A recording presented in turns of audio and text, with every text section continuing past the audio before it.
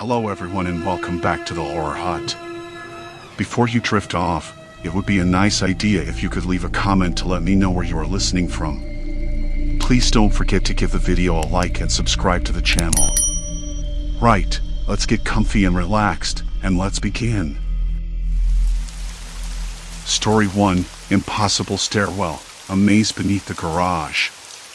It was the kind of evening where the air felt too thick, like the city itself was holding its breath, a humid, slow kind of stillness that clings to your skin. I pulled my car into a spot on the third level, right near the stairwell exit. The paint on the lines was still vibrant, almost glossy, and the concrete smelled faintly of fresh cement and something else I couldn't place. Maybe the faint chemical tang of sealant, or the ghost of old motor oil. It lingered in the air, mixing with the faint buzz of fluorescent lights overhead. Those lights, some flickering, others steady, cast a sickly, pale glow that felt less reassuring the longer I looked at it. I shut the door, grabbed my bag, and made my way toward the stairwell, my footsteps echoing against the bare walls.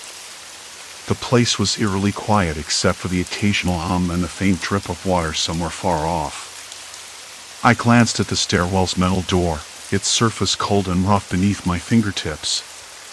The building's blueprints had shown this new section differently: wider stairwells, open spaces, clear signage. None of that was here. I paused, pulling out my phone to double-check the digital plans. The app's interface was clunky, but I figured it'd confirm what I already suspected. The stairwell I was facing wasn't where it was supposed to be. At least, not according to the layout on my screen. The floors didn't align. The corridors twisted oddly, and some parts seemed missing. I shook my head. Probably a glitch in the app. That's what I told myself. But the air suddenly felt colder. Not cold like winter, but that kind of sterile chill you get in places designed for function, not comfort. I stepped inside the stairwell. The walls were painted a dull gray, rough plaster that scraped at my fingertips when I brushed along them. I took a deep breath. The faint scent of damp concrete wrapped around me. Something about that smell always made me uneasy, like a basement you shouldn't be in. The steps creaked faintly under my weight. I'd been here before, but this felt different. Smaller. Claustrophobic. I reached the landing and pushed the door open. It led to a corridor, but not the one I expected. Instead of heading toward the garage exit, the hallway stretched out, narrow and unwelcoming. Flickering lights overhead cast uneven shadows. I felt a wave of dizziness, the walls seeming to press in closer than they should. I checked my phone again, scrolling through the building's plans. The corridor in front of me didn't exist on the map. The app showed a blank space where I stood. A storage room? Maintenance area? None of the labels matched what I could see. I walked forward, the echo of my steps bouncing off the walls. The air tasted stale, dry, like a room left shut for too long. I heard something then, a soft scraping sound, like a chair being dragged across a floor. It stopped abruptly, replaced by silence. I stopped walking. Held my breath. Nothing. I told myself it was just the building settling, or maybe a janitor finishing up for the night. But I couldn't shake the feeling that I was being watched. I turned to head back to the stairwell, but the door I'd just come through was gone. At least, the wall where it should have been was solid concrete. No door frame, no handle, nothing. My stomach clenched. I stepped back, trying to find any other exit. The hallway bent left, then right, then left again. It felt like a maze. Every corner looked the same: flickering lights, damp walls, that ever-present smell of concrete and something metallic beneath it. I tried calling out. Hello? My voice sounded small, swallowed by the space. No response. I pulled out my phone again, trying to get a signal. The screen blinked, searching. Nothing. No bars. The phone felt heavier in my hand, the cold seeping through the case. Minutes passed, or maybe hours, I wasn't sure. Time lost meaning. Every turn I took brought me back to the same spot, a seam in the wall, a scuff patch on the floor, a flickering light above a cracked ceiling tile. I rubbed my temples. This wasn't right. Buildings don't loop like this. Stairwells don't lead you back to the same place if you're going down. I sat on the cold floor, back against the wall. The rough plaster scraped against my jacket. I could taste the metallic tang of anxiety in my mouth, bitter and sharp. I tried to calm myself. Maybe the expansion had been rushed, the blueprints outdated, or the app was wrong. Maybe the building was just quirky. But then I heard footsteps. Slow, deliberate, echoing somewhere down the corridor. Not mine. Not the scraping sound from before.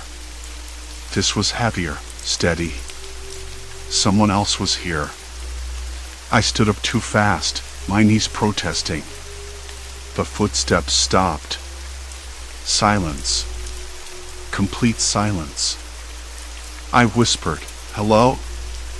My voice cracked. No answer. I wanted to run, but the corridor stretched endlessly, and the flickering lights made every shadow look like it was moving. I realized then that the biggest mistake was parking near the stairwell. I wanted to tell myself I was imagining things, that I'd get out if I kept calm.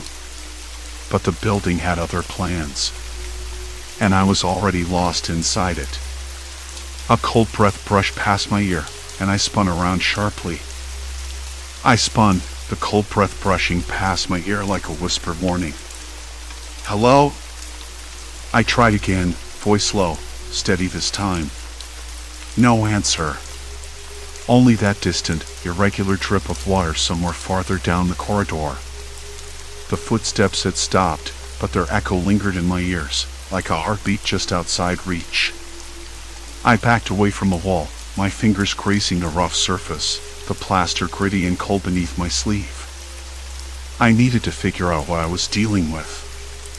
This wasn't just a broken stairwell or a misprinted blueprint. The place was a trap, a maze, and someone else was here. That someone. I turned toward the stairwell again, blinking against the flickering light. It looked the same as before, except now the fluorescent tube overhead flickered faster, casting long, jittery shadows that danced along the concrete. The silence thickened, pressing against my ears. I could taste it, bitter and sharp, like iron. I took a deep breath and stepped in. The stairs were cold, the metal handrail sticky with dust and some unknown residue. I counted the steps as I climbed, hoping for some pattern, something familiar. 25 steps. Then a landing. The same cracked blue paint on the walls, the same peeling signs pointing exit with item that didn't seem to lead anywhere. I tried the door at the landing. Locked. Not just locked, sealed shut, as if welded in place. My knuckles rapped against the metal, a hollow, echoing thump that seemed to mock me. I leaned my forehead against the cold surface, the roughness pressing into my skin. I could hear my breathing, ragged and uneven, the rapid pounding of my heart filling the silence. I pulled out my phone, the screen glowing weakly in the dim light. No signal. The little Wi-Fi icon flickered off and on, useless. I opened the building's app again, fingers trembling. The map showed a single stairwell, a straight path to the exit. But I knew better now. The floors didn't match the app. The stairwell didn't lead out. It circled back, endlessly. I needed help. I needed proof. I decided to explore systematically, marking my path. I tore a strip from my jacket sleeve and tied it around the handrail.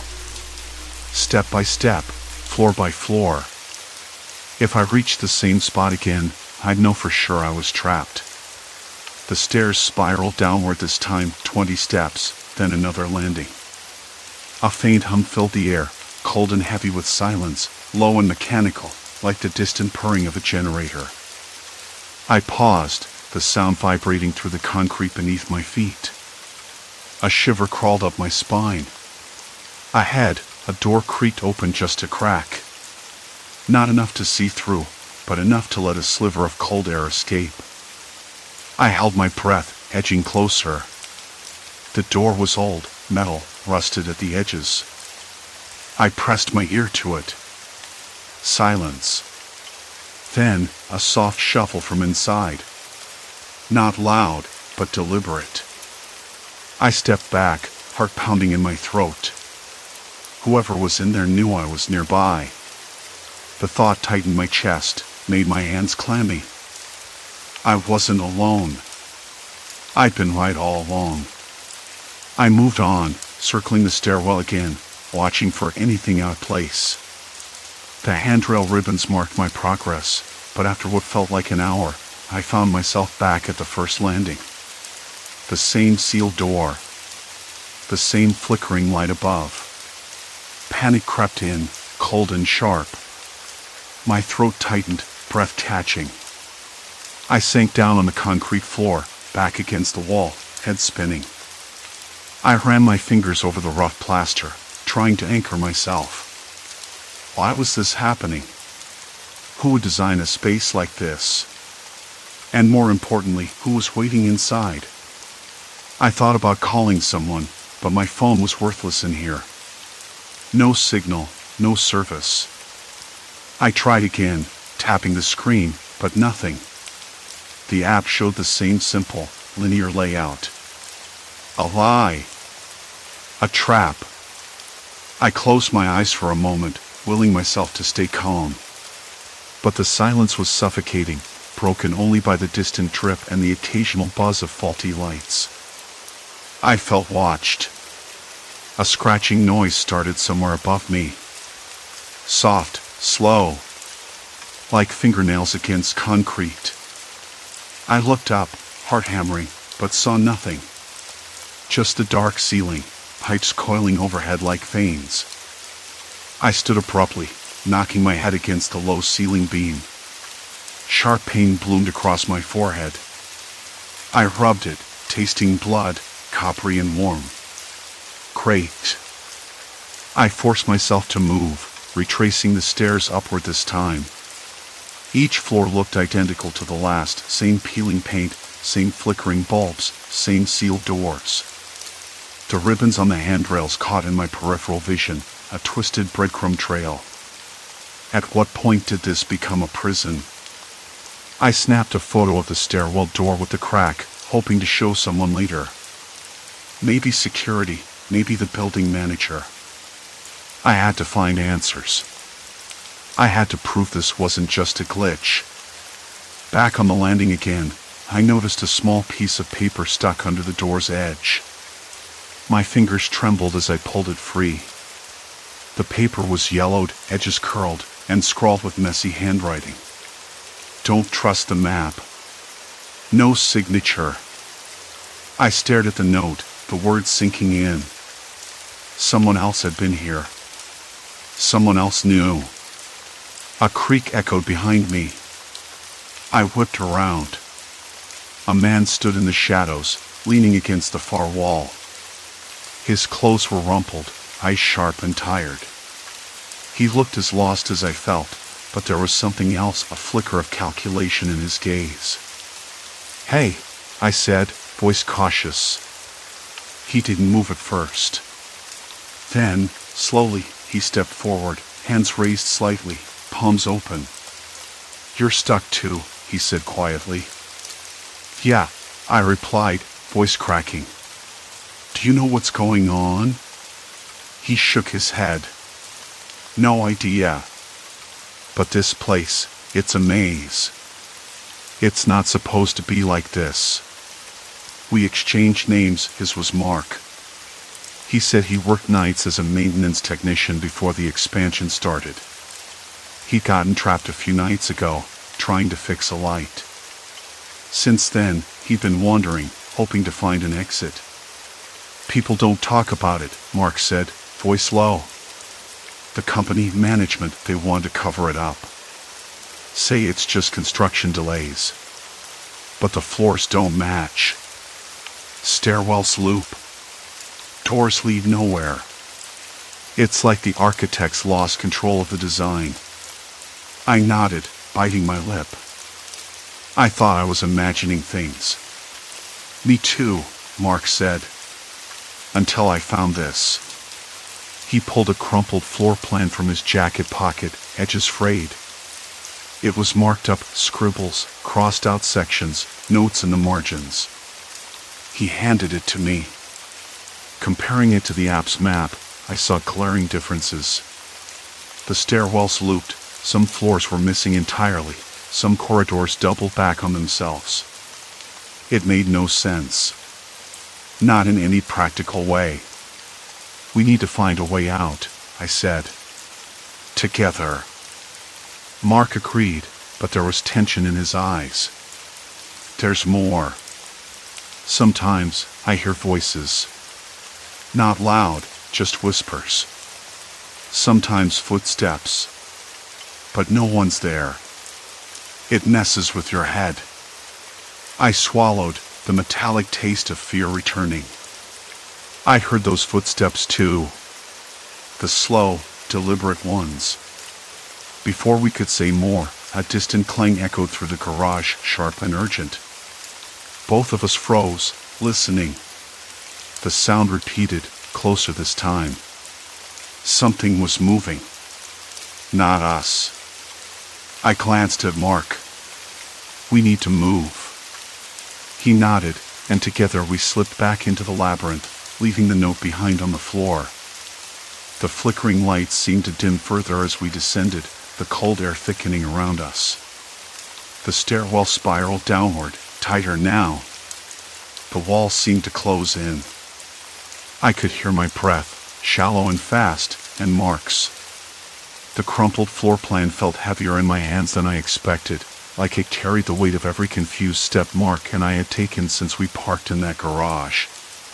The flickering fluorescent light above our heads buzzed unevenly, casting long, jittery shadows on the concrete walls around us.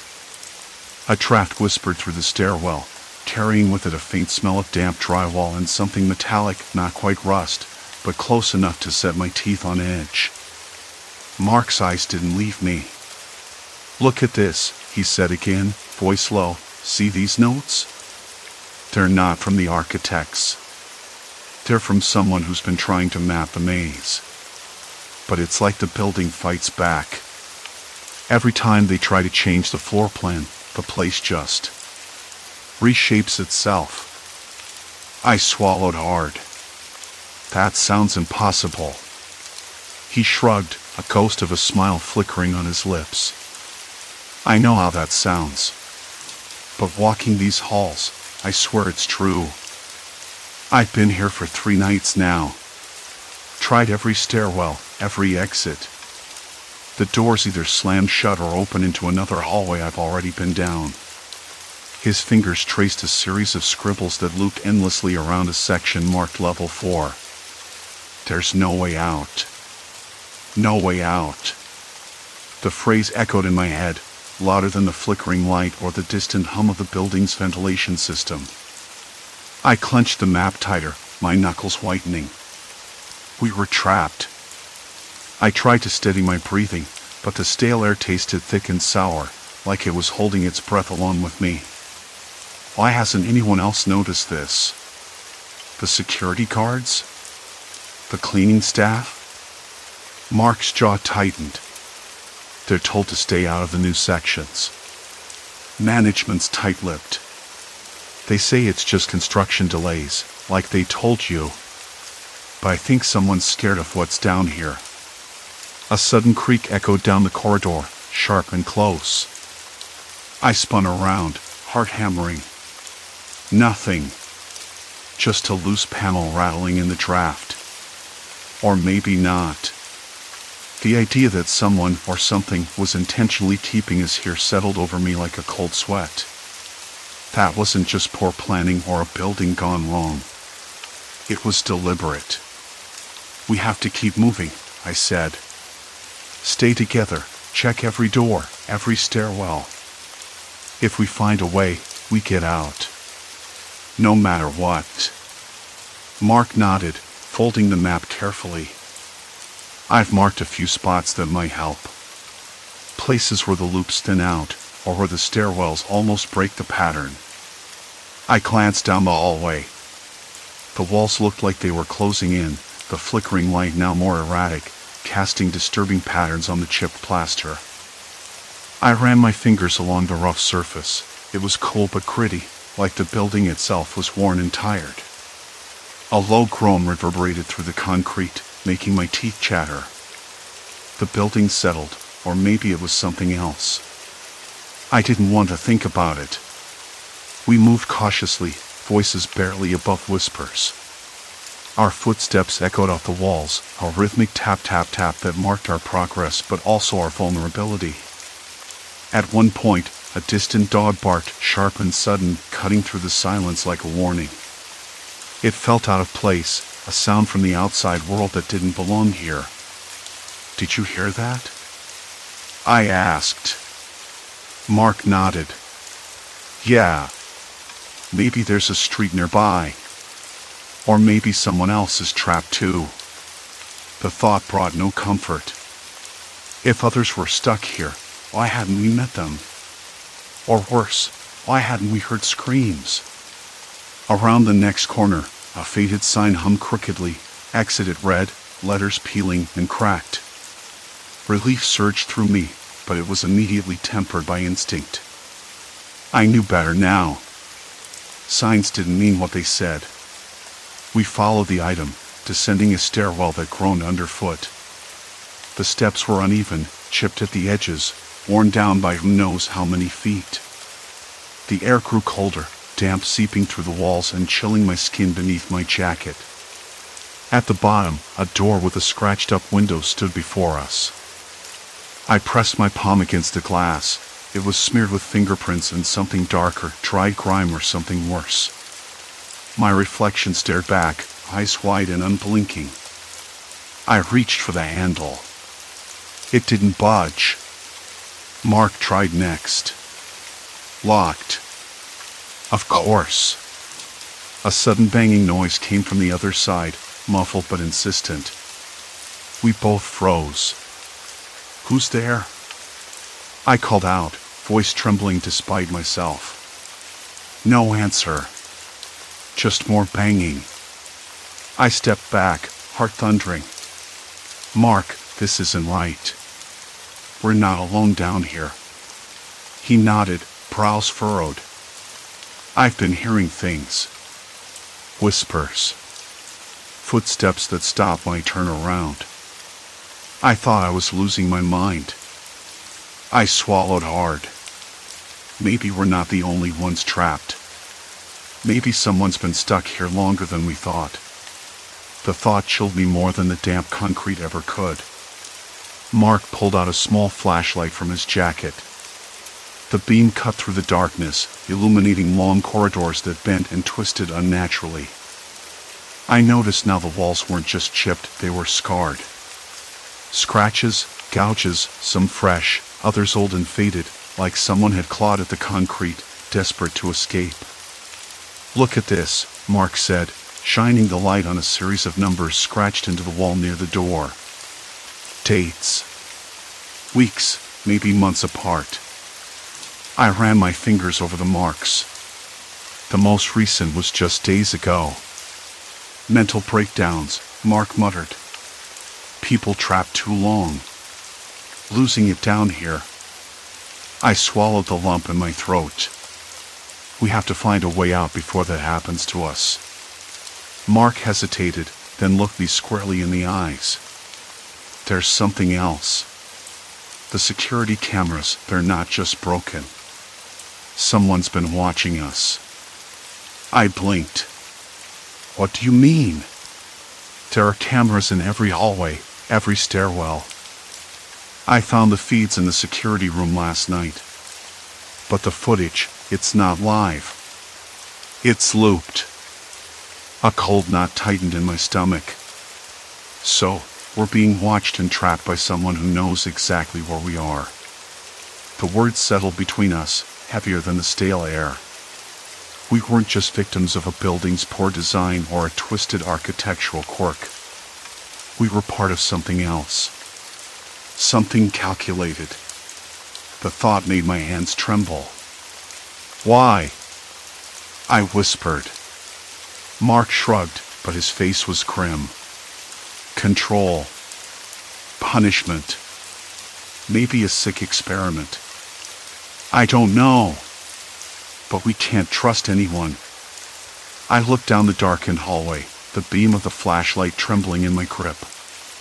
The walls closed in, the flickering lights danced like ghosts, and the distant banging behind the locked door grew louder, more desperate. There was no turning back. The maze wasn't just an accident. It was a trap, and we were caught in the center of it. I glanced at Mark.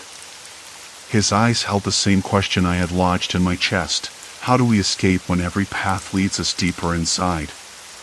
The stale air pressed heavier now, thick with the damp, sour smell of concrete soaked through years of neglect. I could still hear Mark's voice echoing in my head. They're watching us. The phrase felt less like a warning and more like a weight settling into my chest. I kept rubbing my arms, trying to shake the chill that wasn't entirely from the cold. We stood there, in that dead-end stairwell, the flickering fluorescent tube overhead sputtering like it might die any second. The walls around us were scratched raw, desperate, frantic marks that told a story my mind didn't want to assemble. When I looked at them, I imagined the people trapped here, clawing at the walls, whispering to themselves, losing track of time and sanity. Why would someone do this? I asked Mark quietly, my voice barely above a breath. Why build a place like this and then just abandon it? He shrugged, fingers trembling as they traced the jagged lines in the plaster. Maybe it wasn't abandonment. Maybe it's something worse. Worse? I swallowed hard and glanced toward the stairwell door. The only way out, or so I thought.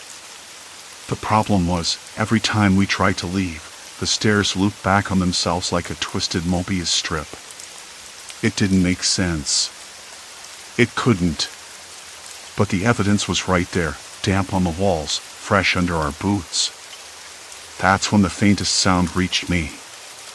At first, I thought it was the hum of the flickering lights, but no, it was a soft shuffle, deliberate and cautious, from somewhere deeper in the garage's labyrinth. Did you hear that? I whispered, gripping the flashlights tighter. Mark nodded, his jaw clenched. Yeah. Someone's down here. The rational part of me wanted to believe it was just another lost soul, someone else trapped, maybe as scared and confused as we were. But the pit in my stomach told a different story. We weren't alone, and whoever was here wasn't just wandering. I stepped forward, the beam cutting through the dark, picking out the rough concrete walls, the peeling paint, the scattered debris. Each footstep echoed, a hollow sound swallowed quickly by the vastness of the underground maze. My throat felt dry, and I could almost taste the grit in the air, sharp and metallic. Mark, I said, voice shaking, we need to be careful. Whoever's here might not want company. He swallowed, eyes darting nervously. You think it's someone dangerous? I hesitated. I don't know. But I don't want to find out the hard way. We moved slowly, following the noise, which faded then grew louder again, a shuffle, a scrape, a soft grunt. The corridor bent sharply, the walls narrowing, forcing us into a tight passage with pipes overhead dripping water onto the cracked floor. The sound stopped. Silence. Complete silence. My heart hammered. I wanted to shout, to call out, but the words caught in my throat. Instead, I took a breath and stepped around the corner. There. Against the far wall, a figure crouched, head down, shoulders shaking. The light hit the back of their jacket, worn and stained. I could see the ragged edges of hair, the trembling hands pressed over the face. "Hey," I said softly. "Are you okay?" The figure didn't move. Mark stepped beside me, flashlight steady. "We're not here to hurt you." The figure finally looked up. Eyes wild, darting frantically between us, pupils dilated so much they looked almost black. For a moment, I couldn't tell if they recognized us or just saw threats in the shadows. "I can't get out," the voice cracked, barely audible. "They won't let me." "Who?" I asked, heart sinking. A bitter laugh escaped the figure. "You don't understand. It's not just the building. It's the people. They watch. They decide who stays and who leaves." Mark exchanged a glance with me. "We've seen the cameras," he said slowly. "We know." The figure's eyes flicked toward the ceiling, where the flickering lights buzzed ominously. "They're everywhere. Watching. Listening. You think this is some accident?" "No. It's control. A game." I swallowed hard. The maze, the loops, the cameras, it wasn't random at all. Someone was orchestrating this. "Why?" I demanded, stepping closer despite the cold sweat on my palms. "What do they want from us?" The figure shook their head. "Power. Fear. You don't get out because you don't belong. They pick and choose. And if you get too close to the truth, well, you disappear." I looked around, suddenly hyper-aware of every shadow, every flicker of light that seemed to stretch and twist unnaturally. The walls weren't just physical barriers anymore, they were traps, designed to break you down, piece by piece. "Have you seen anyone else?" Mark asked. The figure nodded slowly. Some lost their minds. Others, they just vanished. No trace. Just gone. I felt bile rise in my throat. The idea of disappearing here, swallowed by concrete and darkness, without a sound, without anyone knowing, was unbearable. "We have to get out," I said, voice firmer than I felt. "Together." The figure looked at me then, eyes sharp for a moment, almost pleading. "If you're serious, don't trust the signs. The maps. The cameras. They lie." I frowned. "What do you mean?" "They show you what they want you to see. The blueprints are fake. The floors don't match. The stairwells loop. It's a maze designed to confuse. But there's one way." The figure reached into their pocket and pulled out a crumpled piece of paper, edges torn and stained. "I found this hidden near the old security room. It's a map, sort of. But it's incomplete." Mark took the paper, smoothing it out under the flashlight beam. Jagged lines, scribbles, item pointing in odd directions. It looked like a child's drawing, but it was the best lead we'd had. "Why didn't you use it?" I asked. I stood at the edge of the stairwell again, the same worn handrail cold beneath my palm, the flickering fluorescent bulb overhead sputtering like it was gasping for air. The smell of damp concrete and old paint lingered thickly, a sour tang that made the back of my throat itch. I blinked, trying to shake the creeping exhaustion from my mind. The walls around me, gray, cracked, and endlessly repeating, felt like they were closing in, pressing against my skin, my bones. It had been hours since I first noticed the discrepancy in the floors. The blueprints I'd studied so many times, memorized even, showed a straightforward path. Park, take the elevator to the lobby, walk out. Simple.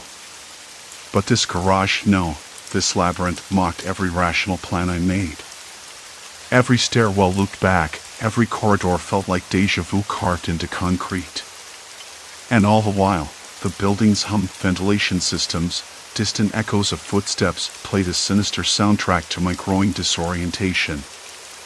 I pressed my forehead against the cold wall, tasting the stale air heavy with dust and something faintly metallic. The faintest sound, a shuffle, caught my attention. Not quite footsteps. More like a scraping, the slow drag of a shoe against the rough floor. My breath hitched. I wasn't alone. Hello? My voice cracked, betraying the strain I'd been holding in for hours. Is someone there? Silence. Complete silence. Except for the flicker of the lights and the distant hum. I turned, heart hammering, peering down the corridor. No one. The shadows pulled in the corners, thick and unnatural in their stillness.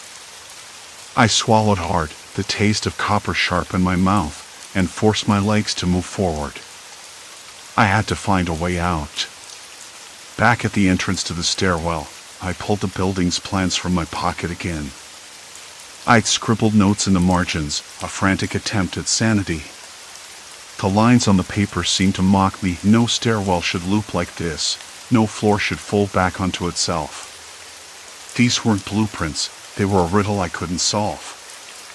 I ran my fingers over the paper, tracing the stairs I thought I remembered. But every time I reached what should have been a familiar exit, the corridor twisted, angled, and folded back into a mirrored version of the same hallway. Time slipped away, replaced by a relentless, gnawing panic. I leaned against the wall, breathing uneven, the paper crumpling in my sweaty hands. My skin prickled. I was being watched. Not by ghosts or shadows, something human. Someone who understood this maze better than I did. Hey, I whispered, voice barely audible. If you want to help, you'll have to show yourself. The silence stretched, oppressive. Then footsteps. Not distant this time, closer, deliberate. They stopped just beyond the corner. My heart thudded so loudly I was sure it would betray me. A voice, low and dry, cracked through the stale air. You don't belong here. I wanted to ask who, but my throat felt raw, words stuck. Instead, I forced a shaky breath, steeling myself. Neither do you. The footsteps retreated, fading into the maze. I wasn't alone, but whoever was here wasn't eager for company. That much was clear. Then, a sudden noise, metal scraping against concrete, frantic and sharp. I spun toward the sound, eyes wide, pulse quickening. A figure emerged from the shadows, face obscured by a hood, but the intent in their movement unmistakable.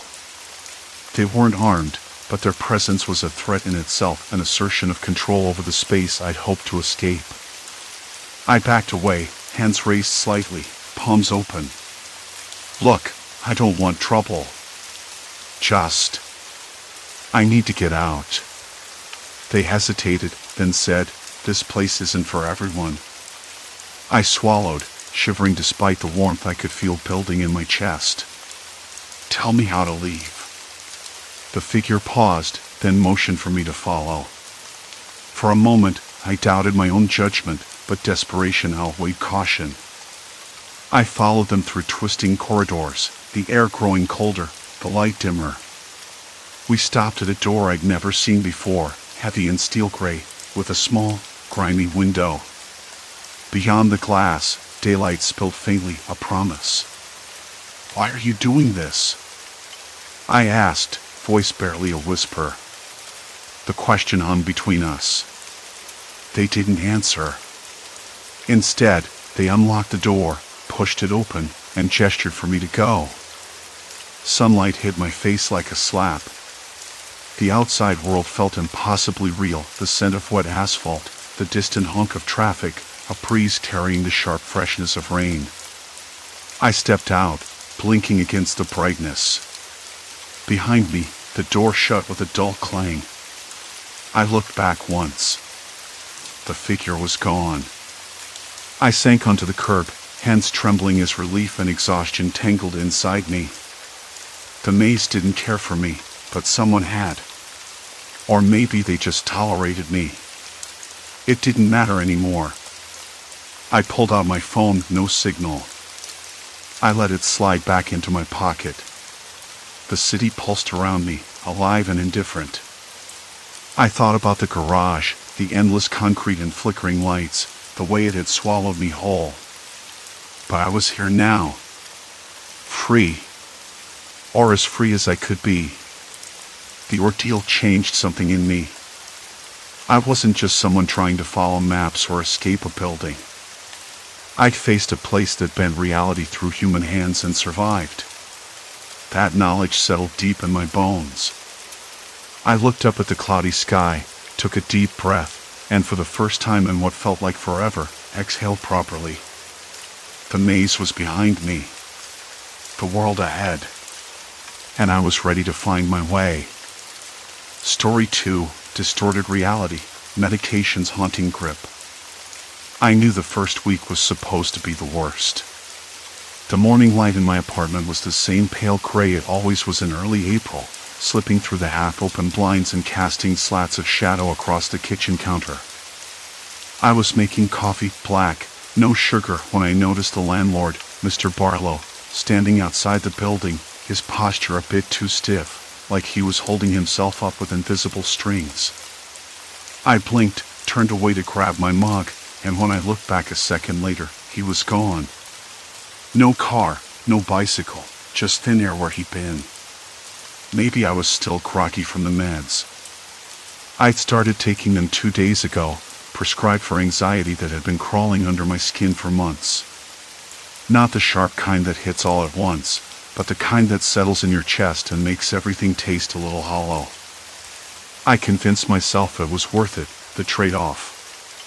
If I could get through the day without feeling like the walls were closing in, maybe I wouldn't be so tired all the time. But then, the little things started. At the coffee shop on the corner, where I get my morning fix before work, the barista, Lena, seemed distracted in a way I hadn't noticed before. She was polite, sure, but her smile didn't quite reach her eyes. The usual chatter about the weather or the latest TV shows was missing, replaced by curt nods and a glance over her shoulder every few seconds. Once she dropped my cup, and her hands trembled as she picked it up. She muttered an apology, but it felt forced, like she was trying to hide something. I didn't say anything, just took the coffee and left.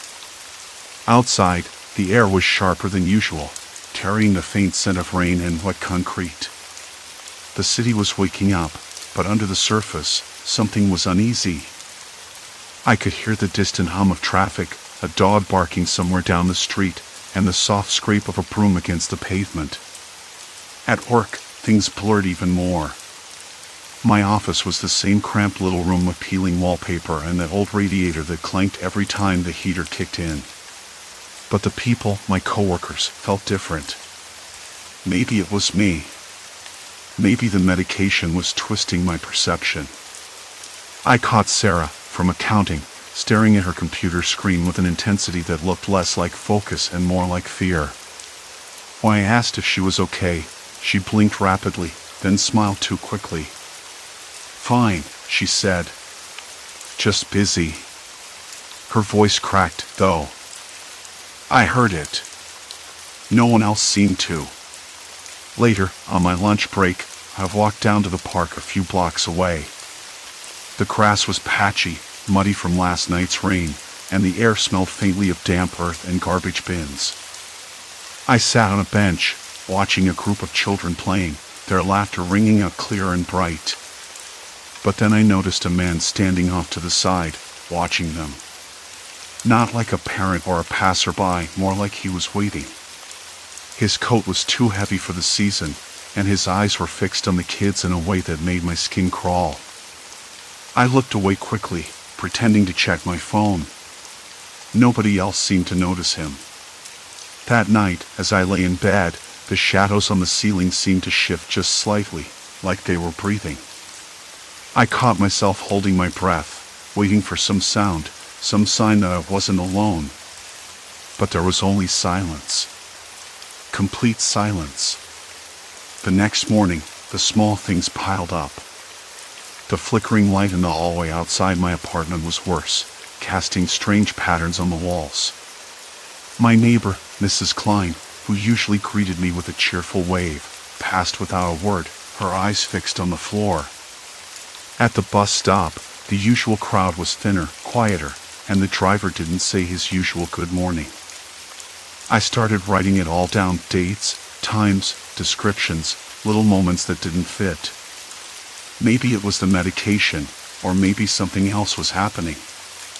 I told myself I'd mention it to my doctor, but when I tried to explain the odd feelings, the words tangled in my throat. Still, the strangest thing happened just before I left for work. I noticed my reflection in the mirror was delayed. I moved my hand, and for a heartbeat, the reflection didn't move with me. It was subtle, almost impossible to catch if you weren't looking for it. When I blinked, everything was normal again. I stared hard, willing the mirror to betray me once more, but it didn't. I know how that sounds, crazy, even. I'm the first to admit I'm not a very stable person these days. But if the medication was making me see things, I wanted to understand. If it was revealing a hidden reality, I wanted to be ready. Or maybe I was just losing my mind. The city outside felt colder now, the usual hum replaced by a lurking quietness. I wanted to call someone, anyone, but the phone in my hand felt foreign, heavy. My fingers trembled as I set it down. And then the dim light that cast long, dancing shadows in my apartment flickered again, casting long, restless shadows that stretched across the walls like fingers reaching out. I didn't know what was coming next, but I knew it wasn't going to be good. A sudden creak echoed from the hallway, sharp and deliberate, breaking the silence. I held my breath, heart pounding. The creak echoed again, this time closer, more insistent. I didn't move. The dim light above flickered once more, and the shadows stretched, twisting into shapes that felt vaguely human. My breath caught in my throat. The phone sat on the table, still heavy in my mind, and I resisted the urge to grab it. What would I say? Hello, I think someone's lurking outside my door. As if that wouldn't sound mad. The silence pressed in, thick and suffocating. Then, footsteps, soft, careful, but unmistakable, tapped against the worn linoleum in the hallway. I bit my lip, the metallic taste sharp on my tongue. My hands trembled, fingers curling into fists to stop themselves from shaking. The doorframe suddenly felt too narrow, too confining, like I was trapped in a cage of peeling paint and stale air. I wanted to call out, to demand who was there, but my voice lodged somewhere deep in my throat. Instead, I edged closer to the door, pressing my ear against it. The sound stopped. Nothing. The building seemed to hold its breath alongside me. Then, a whisper barely audible, like someone exhaling secrets through a cracked vent. I leaned in, straining to catch the words, but they dissolved before I could grasp them. The next morning, I woke with the taste of that shadowy whisper still lingering in my mouth. My apartment was cold, the radiator's usual warmth absent, replaced by a chill that seeped into my bones. The medication bottle sat on the nightstand, its label stark and clinical under the harsh daylight. I shook my head, trying to clear the fog that had settled overnight. I had to know. The strange behaviors, the fleeting glimpses of something just beyond normal perception, I couldn't ignore them. Not anymore. I started small. At the corner cafe where I grabbed my morning coffee, I watched the barista's eyes as she moved behind the counter. They flickered oddly, shadows pooling beneath them even though it was morning. Her smile, when it came, didn't quite reach those eyes. It made me uneasy. "Hey," I said, trying to sound casual as I took my cup. You okay? You look a little off. She blinked, startled, then laughed, a sound that was sharp and brittle. Just tired, she said. Long night, you know? But her hands trembled slightly as she handed me the cup, and the coffee smelled faintly of something metallic, not quite right. I sipped it anyway, the bitterness grounding me, but I kept watching. Outside, the streets were quieter than usual. The usual morning chatter was subdued, faces passing by with blank expressions, or worse, smiles that didn't quite fit the mood. I caught snippets of conversations that felt rehearsed, like actors stumbling through lines they didn't understand. At work, things were worse. My colleagues moved around with an eerie precision, their interactions clipped and mechanical. The office hum, the constant background noise of keyboards and printers, was strangely muted, as if the building itself was holding its breath. I approached Marissa at her desk, hoping for some normalcy. Did you catch the game last night? I asked, trying to break the ice. She looked up sharply, her eyes narrowing. Why would I care about that? Her voice was flat, no warmth or humor. I blinked, suddenly unsure if I'd misheard. Sorry, just making conversation. She shrugged, turning back to her screen with a tight smile that didn't reach her eyes. Something about her felt off, like a mask slipping at the edges. By afternoon, I was jittery, the medication's effects tangled with my growing paranoia. The world felt like a stage set, everyone playing parts they weren't meant to, their true selves hidden beneath layers of something darker. I decided to keep notes, a habit I'd always found grounding. Scribbling down times, places, snippets of odd behavior. The barista's trembling hands at 8:15 a.m. The strange metallic taste in my coffee. Marissa's cold response at 2:47 p.m. The flicker of the hallway light at 3:30 p.m. The whispered breath outside my door at midnight. Each entry piled up, a growing dossier of disquiet. But when I tried to share any of it, texts to friends, messages to coworkers, the responses were the same: confusion, dismissal, concern for my well-being. Maybe you're just stressed, one friend suggested. New meds can mess with your head. I wanted to believe that. I really did. But then, in the elevator on my way home, I noticed a reflection in the glass panel beside the buttons. It wasn't mine. It was a man, standing just behind me.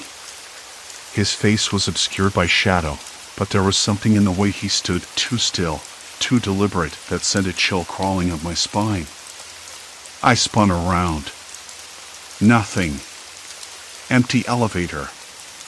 The faint hum of the city outside, distant and indifferent. I could almost taste the cold sweat on my lips. Later, back in my apartment, I found the note. It was slipped under the door, a small square of yellow paper folded unevenly. My hand shook as I unfolded it. They see you too. Be careful. No signature. No indication who had left it. I stared at the words, the ink smudged like it had been written in a hurry. The message was simple, but the implications were anything but. For the first time since this all started, I felt a flicker of hope mixed with dread. I wasn't imagining everything. Someone else saw it, or at least knew about it. But who? And why warn me? I wanted to believe it was a lifeline, a thread to hold onto as the world around me unraveled. But a deeper part of me wondered if it was something worse, an invitation, a trap. The city outside was no longer just cold, it was watching, waiting. And I had no idea what would happen next. I didn't sleep that night. Instead, I sat by the window, the note clutched in one hand, the other pressed against the cool glass. The streets below were empty, but the shadows seemed alive, stretching and twisting with the flicker of the streetlights. A slow, deliberate tapping began at the window pane. I didn't turn around. I didn't want to see what was there. But I knew the storm was gathering, and whatever was coming wasn't going to stop at a whisper in the hallway. The tapping didn't stop. I finally turned, heart hammering. The window was just glass. No one there. Just the faint outline of the fire escape, slick with rain. No footsteps. No figure. Just the tapping, echoing softly in my ear now. I pressed my forehead to the glass, trying to steady myself. The note. The warning. Someone else was watching this unraveling too. But what? Why me? I stuffed the note into my jacket pocket and headed for the door, the tapping ceasing the moment I moved away. I didn't look back. The hall was dark and narrow, the old plaster cracked and peeling near the ceiling, smelling faintly of mildew and burnt coffee. I flicked the dim light that cast long, dancing shadows switch. Nothing. Of course not. The bulb was dead. I groaned and fumbled for my phone, the screen lighting up the corridor with that cold, artificial glow. The elevator was out of order, a yellow sign taped crookedly to its door. So I took the stairs, the steps creaking underfoot. My breath came uneven in the silent shaft. No one else was home, or so I hoped. At the lobby, the janitor's closet door was ajar. A narrow shaft of light spilled out, the faint rustle of something shifting inside. I paused, hand on the knob, the hairs on my neck prickling. Then, louder than before, the tapping returned, this time from inside the closet. I didn't want to open it. I didn't want to know. But I had to. The door groaned open on rusty hinges. Inside, nothing but mops, buckets, and the lingering scent of bleach mixed with dust. No one. No tapping. I closed it quietly, heart pounding like a drum. The silence that followed was worse. The kind that made your skin crawl. Outside, the rain had stopped, leaving the air thick with damp and the sharp tang of wet concrete. I walked toward the subway entrance, my shoes slapping wet against the pavement. The city was still empty, the usual clamor stripped away like a stage cleared after the final act. That's when I saw her. She was standing by the ticket machine, her back to me, shoulders tense and rigid. The streetlight flickered again. I blinked, and she was facing me, expression unreadable. Pale skin, dark hair plastered to her cheeks from the rain. Her eyes, there was something wrong with them. Not the usual tiredness or strain, but a blankness, like glassy lenses reflecting everything but seeing nothing. "Excuse me," I said, stepping closer. "Are you okay?" She didn't answer. Just stared. The silence stretched, thick and suffocating. "I'm sorry," I repeated, more firmly. "Do you need help?" She blinked once, then smiled, a slow, deliberate curve of the lips that didn't reach her eyes. "You see it too," she said, voice low and steady. My heart stopped. "See what?" She shook her head, stepping back into the shadows. "You're already too far down the rabbit hole. It's not just the medication. It's the truth beneath it all." I wanted to ask more, to demand answers, but something in her gaze warned me off. She turned and melted into the darkness of the alley beside the station. I stood there, the city's distant hum returning, the rain-slicked streets gleaming under the streetlights. The note in my pocket felt heavier now, as if the paper itself was pressing a weight on my chest. I needed to understand what she meant by too far down. Was this a warning? A threat? Or some kind of twisted kindness? The next morning came too soon. I woke to the sound of my phone buzzing, the screen lighting up with a message I didn't recognize. No number. No name. Just a single line. "You can't go back." That sent a cold wave through me. I sat up, the sheets tangled around my legs, the taste of stale coffee still lingering in my mouth. I wanted to ignore it, delete it, pretend it was a prank. But I couldn't. I dressed quickly, the weight of the message settling into my bones. The city outside was waking up, but something had changed overnight. The usual noises, the honking horns, the distant chatter, the barking dogs were muted, as if the world was holding its breath. At the coffee shop, I saw him again. The barista with the twitch in his left eye. Yesterday, I'd noticed how his smile never quite reached it, how his hands jittered even when making simple drinks. Today, he didn't speak. He just stared at me, his gaze sharp, scrutinizing. "You look like you're running out of time," he said quietly, sliding my cup across the counter without a word. I blinked. "Excuse me?" He shrugged, almost casually. "Nothing lasts forever. Not even the things you think are real."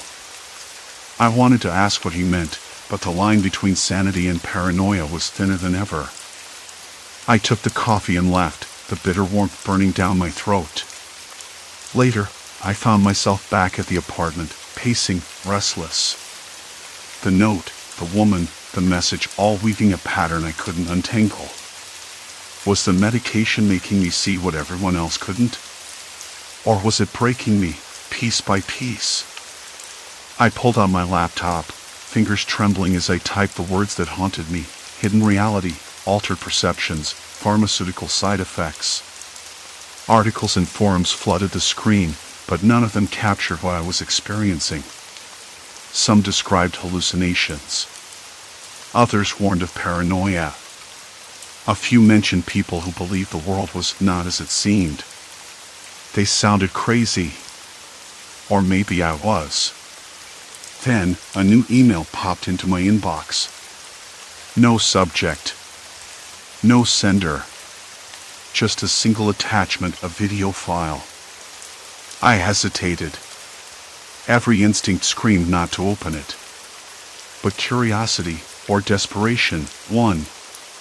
The video was grainy, shot from a shaky handheld camera. It showed a crowded street during the day, people moving in and out of frame. But the faces, none of them looked right. Their eyes were dull, their movements jerky, as if they were puppets with invisible strings. The camera zoomed in on a man standing by a newsstand. He turned slowly, revealing a smile too wide, too forced. The barista's twitch flickered in his eye. The woman from the subway stood behind him, her gaze vacant. Then the screen went black. A single phrase appeared, typed out slowly. "You've crossed the point of no return. There is no going back." My hand shook so hard I nearly dropped the laptop. I closed it, the weight of the message pressing down like a stone. I wasn't imagining it. This wasn't just side effects. There was something underneath, something darker than I'd allowed myself to see. And now I was trapped. The phone rang, sharp and sudden, slicing through the silence. I jumped, knocking over the empty coffee cup. The caller ID was blocked. I answered on impulse. "Hello?" A voice, calm but cold, replied, "You should stop looking. It's better for everyone if you do." "Who is this?" I demanded, voice cracking. "No one you want to meet," the voice said. "But you already have. And now, you'll have to see it through. There's no turning back." The line went dead. My heart pounded, the room spinning slightly. The city outside felt even colder, the shadows longer, waiting. I sat back down, the note heavy in my pocket, the video still fresh in my mind. The truth was out there. But it wasn't a gift. It was a sentence. And I was stuck inside the walls closing in. No way out. No safe place left. Only forward. The line went dead before I could say another word. My breath hitched, the silence on the other end deeper than the space between heartbeats. I stared at the phone like it had betrayed me, then tossed it onto the couch with more force than I intended. The screen cracked a thin web, spidering across the glass. Perfect. Just perfect. I sank back, the weight of that voice still hanging in the air. You should stop looking. It's better for everyone if you do. Better for who? For them? For me? The thought gnawed at the edges of my mind, sharp and relentless. Outside, the city pulsed with its usual nighttime rhythm. Car engines hummed distantly, tires whispering over wet asphalt. Somewhere nearby, a siren wailed, fading into the backdrop like a forgotten song. I could smell the faint tang of rain on concrete, mixed with the stale scent of burnt coffee from earlier. The apartment felt too quiet now, too small. My fingers hovered over the laptop keyboard. I didn't want to open it again. Not yet. But I knew I had to. I needed to know what I'd stumbled into. The images, the faces, too deliberate to be coincidence. The message on the screen, typed out with that icy finality. The man at the newsstand. The barista's twitch. The woman on the subway. They weren't glitches in the system or hallucinations. Something was wrong beneath the surface of everything I thought I understood. I pressed the power button. The hum of the machine filled the room, a low, steady pulse. The screen flickered to life, the same video queued up.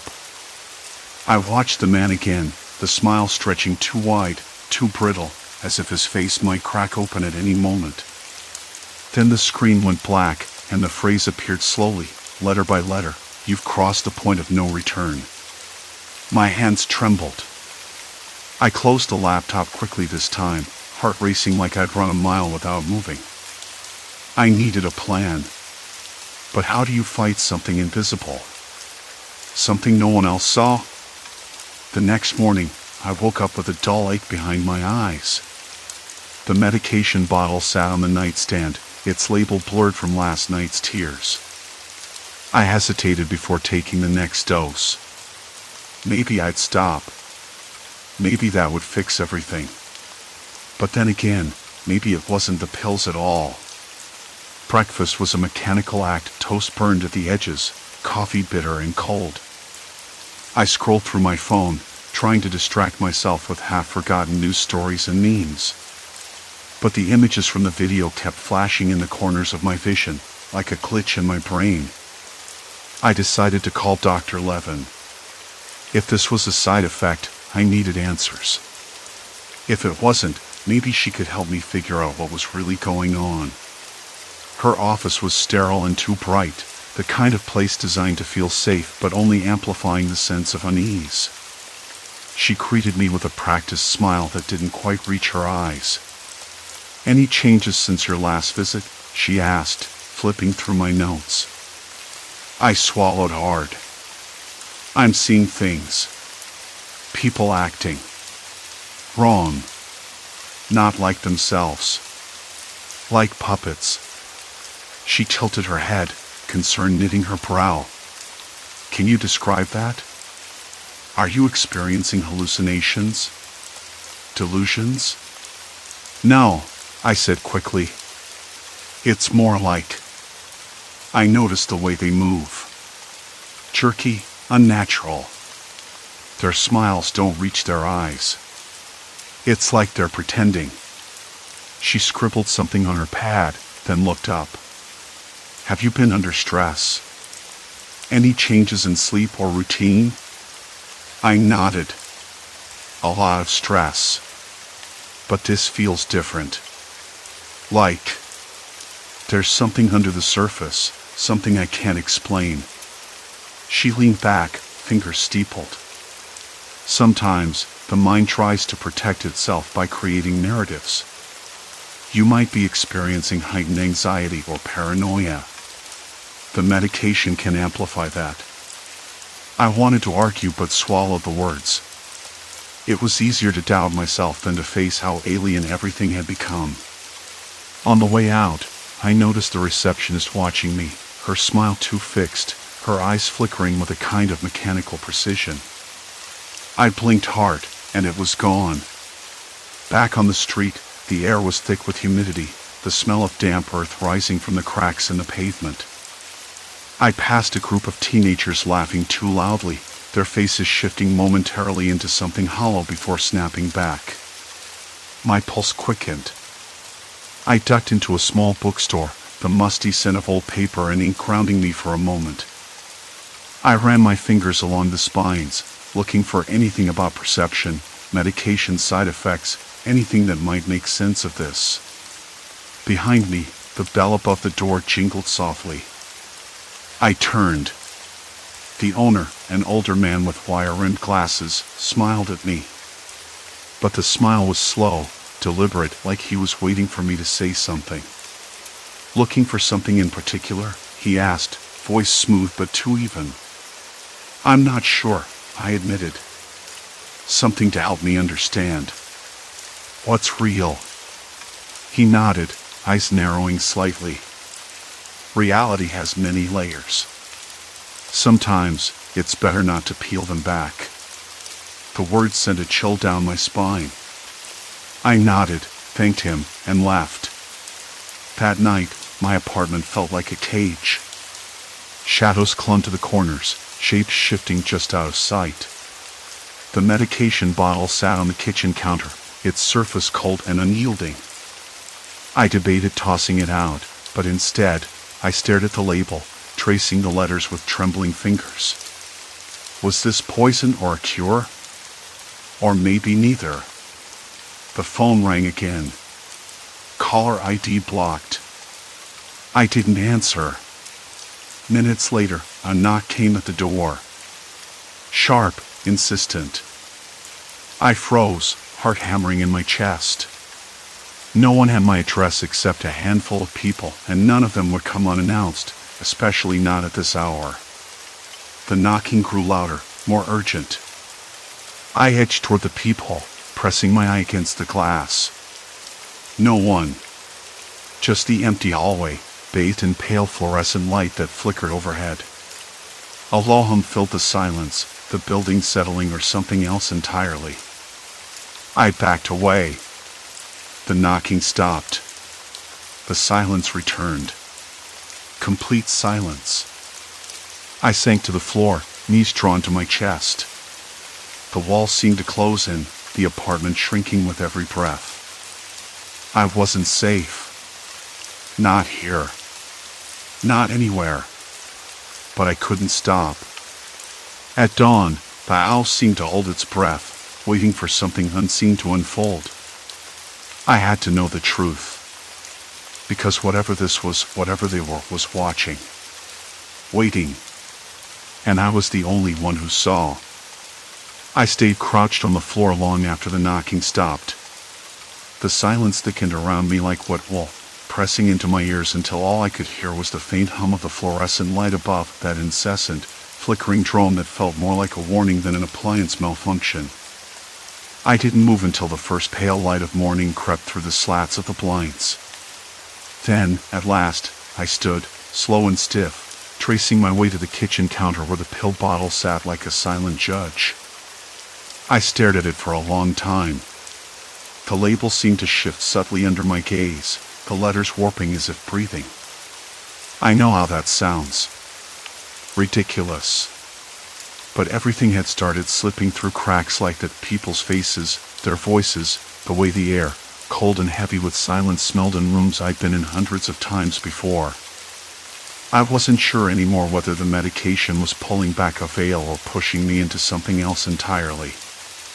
I didn't take another pill. Instead, I reached for my phone, thumb hovering uncertainly over the screen. Caller ID blocked again. No messages. No one left a single trace except that persistent knocking, which now felt like a threat I couldn't name. I debated calling anyone, my doctor, a friend, but who could I trust with this? Who would believe me without thinking I'd lost it?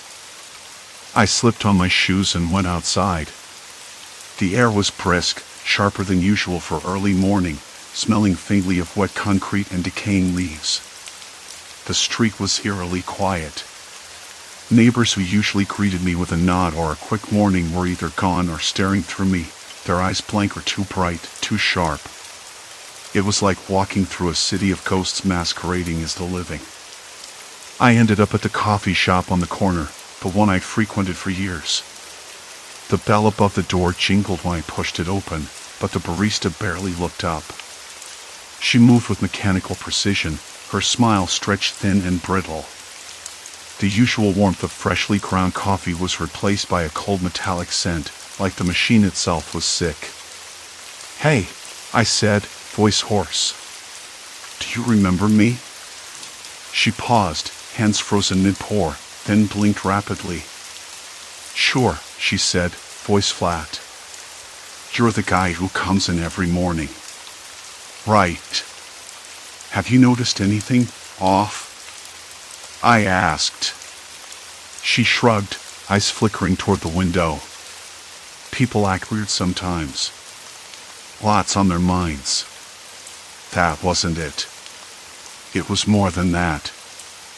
I wanted to tell her about the knocking, the phone calls, the way the world felt like it was cracking.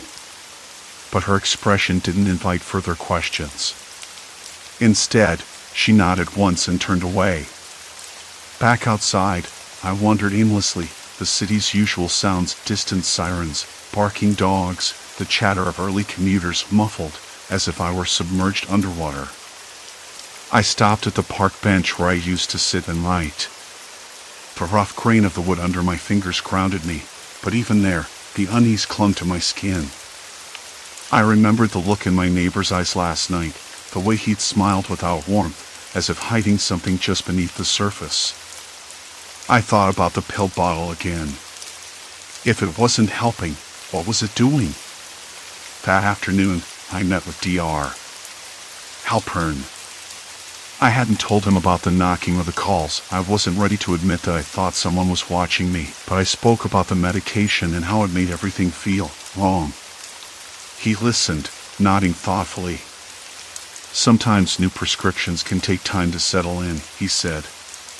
"Side effects can include heightened anxiety or altered perception. But if you think something else is going on, we can adjust your treatment." I wanted to believe him. I wanted to believe that a change in dosage or a different pill would fix this. But in the back of my mind, I knew the truth was more complicated. The medication wasn't just causing side effects, it was peeling back layers of something I'd never seen before.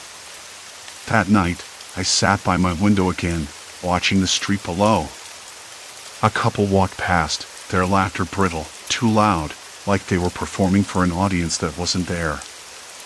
I thought about the moments when reality had slipped, the flicker of the light, the shifting shadows, the way people's expressions flickered like malfunctioning screens. I took a deep breath, the cold air filling my lungs, sharp and real. If this was a breakdown, it was happening in slow motion, a gradual unspooling of everything I trusted. But if it was a revelation, then I had to learn how to live with it. I reached for a notebook, the pages crisp and waiting. The thought chilled me to the bone. Writing had always been my way to make sense of the chaos, to anchor myself when the world felt like it was tilting. I scribbled down the fragments, the knocks, the calls, the empty hallway, the feeling of being watched.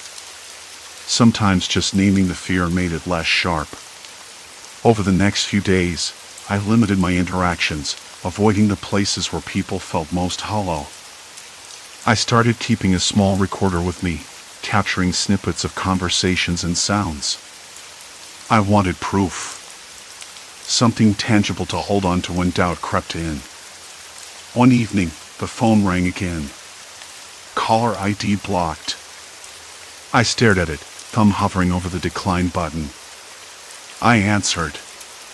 Silence. Then a quiet, distorted voice. "You see now." I swallowed hard, the line going dead before I could respond. I didn't throw the pill bottle away that night. Instead, I locked it in a drawer. Out of sight, but not forgotten. Because whatever this was, it wasn't just a hallucination or paranoia. It was real, tangled up with the medication but not caused by it. The next morning, I looked in the mirror and saw the same tired eyes, but beneath that, something new, a flicker of resolve. I couldn't unsee what I'd seen. I couldn't unhear what I'd heard. But maybe, just maybe, I could learn to navigate this fractured world. I wasn't safe. Not yet. But I was still here. And that had to be enough. Story 3, Duplicated Self, When Profiles Turn Against You. I never thought much about my online presence. It was an ordinary Tuesday evening when I first noticed something was off. I had just settled into my usual corner of the couch, the one where the fabric had worn thin near the armrest, my laptop balancing awkwardly on my knees. Outside, the sky was bruised purple, and the street below smelled faintly of rain and exhaust. The window was cracked open, letting in a chill that made the hairs on my forearms stand up. I was scrolling through my social media feed, mostly out of habit, when I stumbled on a profile that stopped me dead. Same name.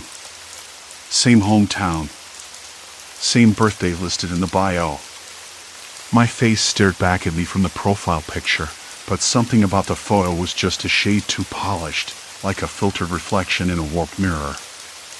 My digital doppelganger, apparently. At first, I thought it was a glitch, some weird algorithmic error. But as I clicked through, a knot tightened in my stomach. The posts were eerily familiar, snippets of conversations I had with friends, thoughts I'd shared in confidence, secrets I never dared post anywhere public. Except, they weren't exactly mine. Or were they? The words twisted, bent. Opinions I never held, memories that felt wrong. I pinched the bridge of my nose. No, that can't be right, I muttered to myself. I refreshed the page, hoping it was just a loading error. The profile didn't budge. It was there, sprawling like a shadow that had slipped out of reach. The strangest part was how detailed the posts were. Someone knew me. But not just me, the people around me. There was a post about Clara, my colleague, with a story about a meeting I'd never heard before. And another about my brother, Tim, mentioning an argument I knew never happened. It was like someone was weaving a parallel life out of threads they'd stolen from me. A low creak from the apartment made me jump. The heater clicked off, and the room fell into a quiet that pressed against my ears. I closed the laptop with a snap, the sudden noise startling me more than I expected. I stared out the window. The streetlights flickered to life, casting long shadows across the pavement. Somewhere, a dog barked in the distance, sharp, tense. I told myself to calm down. It was probably some elaborate prank. Or maybe a coincidence. People shared names all the time. But the profile wasn't just a mirror, it was a distortion, a story told by someone who knew things they shouldn't. Things I hadn't shared online, or maybe anywhere. The next morning, I tried to shake it off. The sun was weak behind a layer of clouds, the kind of gray that made the world feel damp and sluggish. I brewed coffee, the bitter aroma filling the kitchen, and sat at the small table by the window. My phone buzzed with messages, but I ignored them. I needed to think. At work, the normal hum of the office felt different. Conversations seemed quieter, as if people were speaking around me rather than with me. Clara glanced my way once or twice, her eyes narrowing briefly before she looked away. Tim's text came through just after lunch, asking if I'd seen a strange post about him online. I didn't reply right away. Instead, I opened the profile again during a break, the screen's glow stark against the sterile light of the break room. The posts had multiplied overnight. New memories, opinions, even plans I supposedly made. A dinner with friends I never attended. A confession I never made. The words blurred before my eyes, the sense of intrusion growing heavier, more suffocating. I felt exposed, naked in a room full of shadows. Back in my apartment that evening, I paced. The wooden floor creaked beneath my feet, the air thick with the scent of old paper and something faintly sharp like the inside of a pencil case left open too long. I tried to tell myself it was just a stranger playing a twisted game. But who? And why? I looked through my contacts, wondering if someone I knew was behind it. No clues. No messages. Just silence. Complete silence. I considered calling the police but hesitated. There was no physical threat, no stolen money or identity, at least, not yet. Just a creeping sense that my life was being rewritten by someone else's hand, letter by letter, lie by lie. I sat down at the desk, fingers hovering over the keyboard. The cursor blinked back at me, impatient, accusing. I typed in the profile's URL again, and stared. The latest post was a message addressed directly to me. Why don't you say something? My hands trembled. The room suddenly felt colder. The flickering light above buzzed, casting my shadow long and thin against the wall. I wasn't alone in this. Not really. Or maybe I was. The cursor blinked steadily, waiting for my response. My mind raced, tangled in a web of doubt and fear. Was this some twisted game? Or a call for help from the person behind the screen? I swallowed hard, fingers inching closer to the keys. Then, without thinking, I typed a single word, why? Almost immediately, a new message appeared. Because silence is louder than any lie you can tell. My breath caught. The game had just begun. A chill ran down my spine as the screen flickered, shadows dancing across the room. The room was colder than before. I closed the laptop and leaned back in my chair, the leather creaking under my shifting weight. The air smelled faintly of burnt coffee and something metallic, maybe the heater, or perhaps just my nerves. I rubbed my temples, trying to push the dread away. But it clung stubbornly, like the dampness that always seemed to seep into this old apartment come fall. I needed a plan. Panic wouldn't help me unravel this. Not yet. The first thing was obvious. I had to gather evidence. Concrete proof, not just the eerie messages or the shadowy profile lurking behind my name. I reopened the laptop, the screen's pale glow cutting through the dark like an item. I typed my name again into the search bar, this time more methodically, more focused. There it was, my digital doppelganger's profile, glowing on the screen like a sinister mirror. Every post a thread in some tangled web, secrets I'd never confessed, opinions I didn't hold, moments I hadn't lived. A life that wasn't mine, but somehow felt closer than my own skin. I started scrolling, each new entry sinking into me like cold water. A photo of a cafe I'd never visited, a quote about betrayal that struck too close to home, a confession about a friend I'd lost years ago. How did this person know so much? Who were they? And why? My phone buzzed. I jumped, heart thudding against my ribs. It was a message from my friend, Lila. I hadn't told anyone about this yet. Not even her. Hey, you good? You disappeared last night. Her words felt like a lifeline, and I almost typed back a lie. Almost said I was fine. But something in me snapped. I needed help. Or at least, a witness. I'm not okay, I typed. Something's wrong. Someone's impersonating me online. Posting things I never said. Secrets no one should know. There was a pause. Then, what? That's insane. Can you show me? I sent her the link. The screen blurred as my hands trembled. I watched her read, waiting for disbelief or panic or something. "Holy hell," she wrote. "We need to figure this out. Meet me? I'm off in an hour." Relief hit me like a wave. I wasn't alone anymore. I wasn't crazy. The next hour dragged by in a slow, haunted haze. I paced the apartment, every creak and groan of the old building setting my nerves on edge. The heater clicked on, then off, then on again, a relentless rhythm that matched the pounding in my temples. Outside, a dog barked distantly, sharp and sudden, breaking the silence. When Lila arrived, the doorbell's chime ricocheted through the hallway, making me jump. She looked different in the low light, worse for wear from a long day, but determined. She carried a laptop bag, and her eyes flicked immediately to the screen still open on mine. "This is creepy," she said, voice low. "Who would do this? And why? I don't know. But it's not random. It's targeted. I'm in their sights." We sat side by side, the glow of the laptop reflecting in her eyes. She scrolled through the posts, her brow furrowing with each new revelation.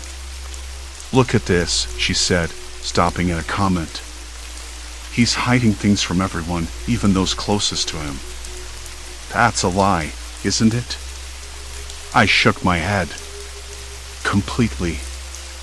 "I don't even know where they're pulling this stuff from." Her fingers hovered over the keyboard, then paused. "We need to find out who's behind this. Maybe trace the IP address? See if it leads somewhere familiar." I nodded, but my stomach twisted. "Do you think it's someone I know?" "Maybe. Or maybe it's someone who knows someone you know." She looked up sharply. "Have you told anyone else?" "No. Not yet." Lila's gaze sharpened. "You should. Whoever this is, they're playing a dangerous game.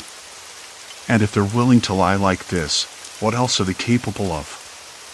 The thoughts settled uneasily between us. I felt my throat tighten. The digital world felt suddenly too close, too real. Not just a screen, but a trap. We worked together late into the night, piecing together breadcrumbs from the profile's activity.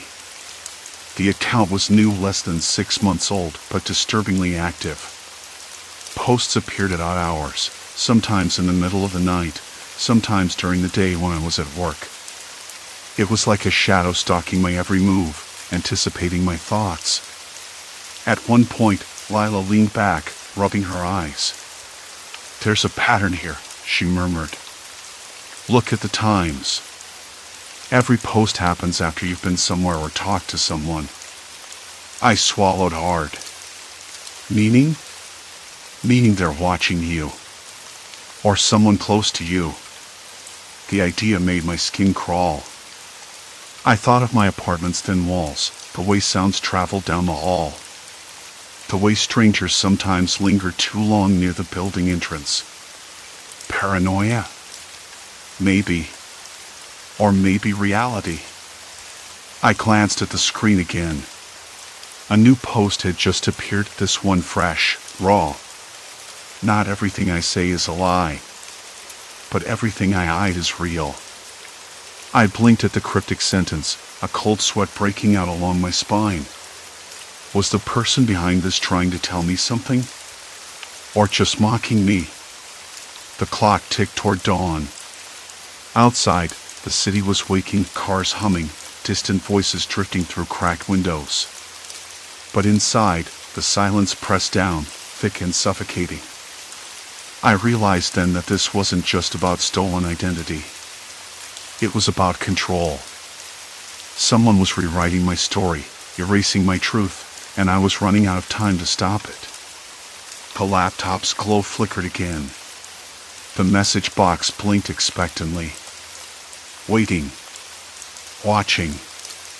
I hesitated. Then typed. "Who are you?" The answer came almost instantly. Someone you've never met, but someone who knows you better than you know yourself. The room felt suddenly smaller, the shadows deeper, and the game was far from over. The screen's glow was harsh, like a spotlight in an empty theater. I blinked. The clock ticked away in the stillness, each second louder than the last. Outside, the city had shifted from the muffled hum of night to the tentative stirrings of early morning. Windows rattled in the breeze, a dog barked distantly, a siren wailed far off. Inside, the air had thickened, stale with the scent of cold coffee and sweat. My hands trembled slightly, the cool plastic of the laptop's edge pressing into my palms. Someone I'd never met. Someone who knew me better than I knew myself. My reflection in the dark screen blurred and split. Who could that be? A stalker? An obsessed fan? Or worse, someone I'd crossed without realizing it. I tried to reason it out. No, the profile had been so precise, so personal. It wasn't just random, it was surgical. I thought back to the posts, the secrets, the opinions, the lies masquerading as truth. Each one peeled away pieces of me, like layers of paint flaking from old wood. Every time I found a new post, it felt like a wound reopening, fresh and raw. I typed again, hesitating between words, fingers clumsy. Why me? The reply was immediate. Because you're the key. The story they don't want told. I swallowed hard. The room felt colder, the air sharper. I rubbed my arms, the goosebumps spreading like wildfire. The words made no sense, yet they rattled something loose in my mind. What story? Whose story? Who was they? I leaned back, the chair creaking beneath me. The faint smell of rain seeped in through the cracked window, mixing with the metallic tang of the laptop's fan. I closed my eyes for a moment, trying to shake the growing knot in my stomach. The weight of it was crushing, like I just stepped off a ledge and was plummeting, blind. I needed answers. Had to know. But where to start? The profile's feed refreshed, a new post blinking like a neon sign. Truth is a currency, and yours is bankrupt. I stared at that sentence, the words sharper this time, almost mocking. My breath caught. Bankrupt. As if everything I'd ever said, done, or believed was now worthless, erased by this digital ghost carving out a life I no longer controlled. Then the floodgates opened. Notifications popped up. Messages from strangers, people I didn't know but who claimed to have seen that profile, to have read those posts. Some were cruel, others confused, a few oddly sympathetic. One message made me freeze. Your twin's out there. The one they created. Don't trust the mirror. Twin. Created? The idea felt like thin glass cracking underfoot. I shook my head, trying to push it away. But a part of me couldn't. The phone buzzed. I glanced at it, startled. A text from an unknown number. Meet me. Midnight. The old cafe on 5th. I stared at the message, the digits glowing in the dim light. A chill ran down my spine, but something else stirred curiosity, maybe desperation. Could this be the person behind the profile? Or someone else entirely? I looked around the small room, the peeling wallpaper, the stack of unopened mail, the half-empty mug still warm to the touch. The world outside was beginning to wake, and here I was, tethered to a secret that felt like quicksand.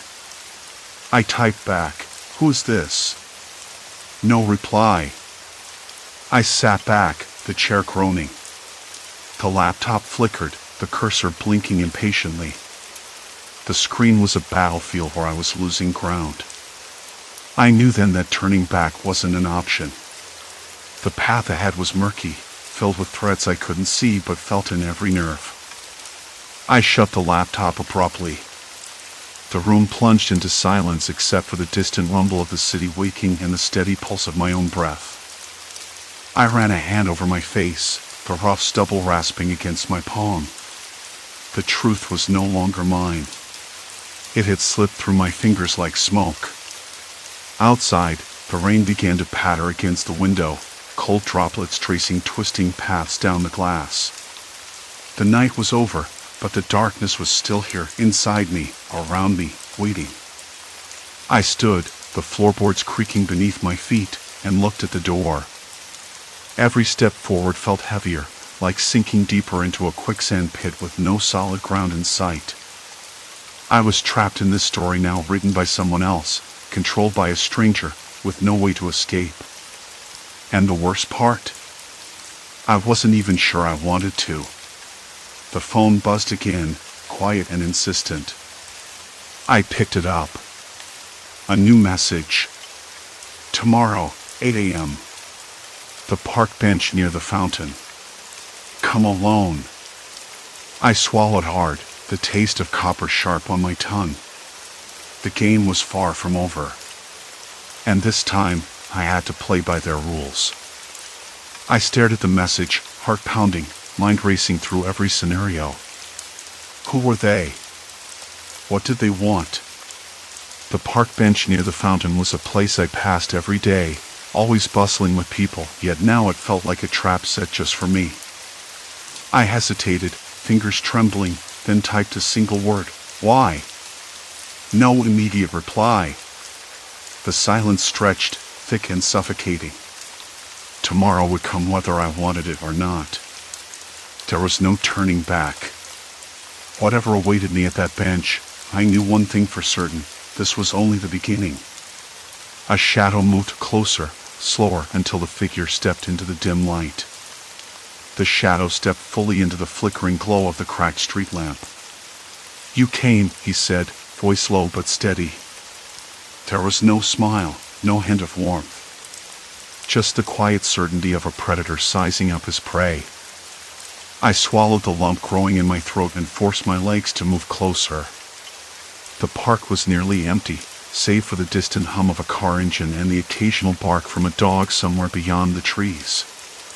The fountain gurgled softly, a broken rhythm that made the silence around us feel even heavier. "Why me?" I asked, trying to keep my voice from cracking. "Why do you have to? What is this? Some kind of game?" His eyes flicked away, scanning the empty park, then back to me with something that looked like regret. "It's not a game. It's control. You don't get it yet, but you will." A breeze rattled the brittle leaves on the ground, and I wrapped my arms tightly around myself. Control. The word echoed in my mind, sharp and hollow. Over the past weeks, I'd learned that my life was no longer my own. Every post, every lie, every secret twisted into something unrecognizable, all pieces of a puzzle I hadn't agreed to play.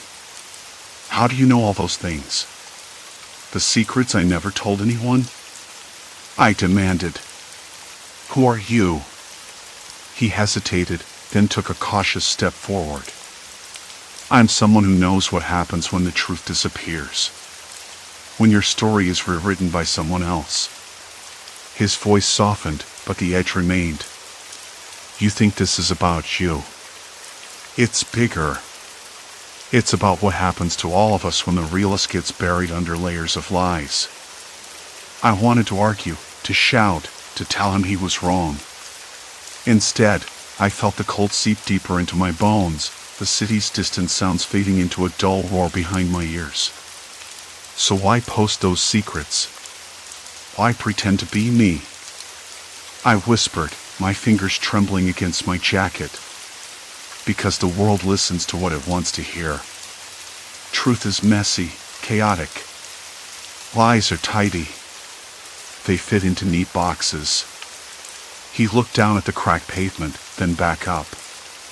I gave people a story they could hold on to. You were just the face. I wanted to scream, to tell him he was wrong. But the truth was, I'd felt it too, the way my real self was slipping through the cracks, replaced by this version I barely recognized. "I'm not your puppet," I said, voice stronger now. "I'm going to stop you." He smiled then. Not a friendly smile. Something colder, sharper. "You think you can stop this? You think confronting me changes anything?" Before I could answer, my phone buzzed again. I glanced down, heart pounding. Another message. Different number. "Look behind you." I spun around. The park was empty. No one. Just the rustling of leaves and the distant city lights blinking through the trees. My breath caught. The man took a step back, eyes narrowing. "Who else is there?" I asked, voice barely steady. He shrugged, then shook his head. "Doesn't matter. You're tangled deeper than you know." I swallowed hard, the copper taste returning. My hands were slick with sweat despite the cold. Every instinct screamed at me to run, but I stayed rooted, trying to piece together the nightmare I was trapped in. "Why now?" I asked, voice breaking. "Why come out in the open?" He looked me in the eyes, and for a moment I saw something, fear or desperation. "Because you're close. Closer than anyone else. And if you step any further, you'll see how deep the darkness goes." I wanted to ask what he meant, but the words caught in my throat. Instead, I took a shaky breath and asked the question that had been gnawing at me since I found that profile. "Who are you really?" He stepped forward again, close enough now that I could see the fine lines around his eyes, the faint stubble on his jaw. "I'm someone who lost everything to a lie. Someone who's been watching you, watching us, waiting for the right moment to pull the thread." The phone buzzed again in my hand, sharp and urgent. I glanced at the screen. No message. Just a blank notification. My skin prickled. The park seemed to close in, shadows stretching like fingers. "Listen to me," the man said, voice dropping to a whisper. "You don't want to dig any deeper. Some truths aren't meant to be found." I shook my head. "Tell me." "Everything." He sighed, a breath full of exhaustion. "The profile, the posts, they're not just random lies. They're pieces of a larger plan. Someone's rewriting the past, shaping the future. And you're the key." I blinked, trying to absorb the weight of his words. "Key to what?" He didn't answer. Instead, he turned away, his silhouette swallowed by the night. "Tomorrow, the truth will come to light. Be ready." The park felt impossibly quiet after he vanished, the fountains gurgled, the only sound breaking the stillness. I stood there, phone clutched tight, the cold biting through my jacket, heart hammering. I wanted to believe this was over, that I could wake up and find it all had been a nightmare. But deep down, I knew I was only beginning to understand the darkness I'd stumbled into and the cost it might demand. I took a step forward, toward the empty bench near the fountain, the place where everything had started. The night air tasted metallic, thick with something unsaid. I couldn't shake the feeling that the shadows were watching, waiting. And so was I. The park had emptied. I left the park slowly, the crunch of gravel underfoot louder than it should have been in the empty night. The streetlights flickered overhead, one of them sputtering like a dying breath. I didn't look back. I woke the next morning with a dry taste in my mouth and a vague sense of unease, like I'd slept on a bed of nails. The sky outside my window was a dull gray, the kind of color that makes the world feel heavy and slow. Normally, I have spent the morning scrolling through emails or checking the news, but today, my phone stayed off, face down on the bedside table. The silence was both a comfort and a threat. I kept replaying the events of the previous evening.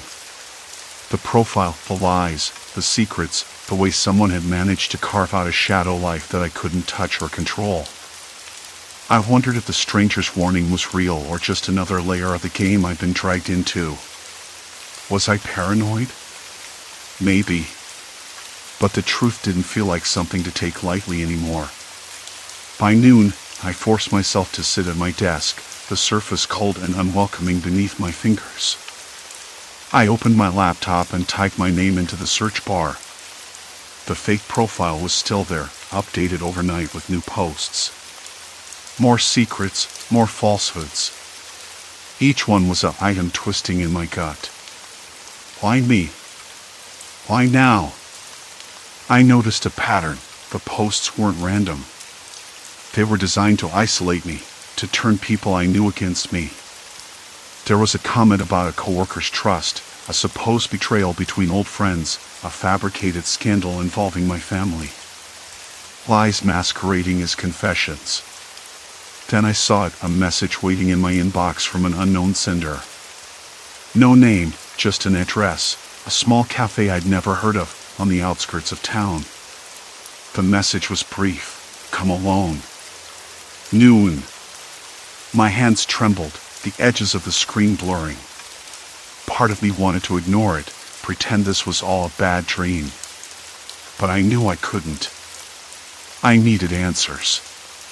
The cafe was tucked between a laundromat and a shuttered bookstore, its faded sign swinging gently in the cold breeze. Inside, the air smelled of stale coffee and damp wood, the low hum of a conversation blending with the clatter of cups.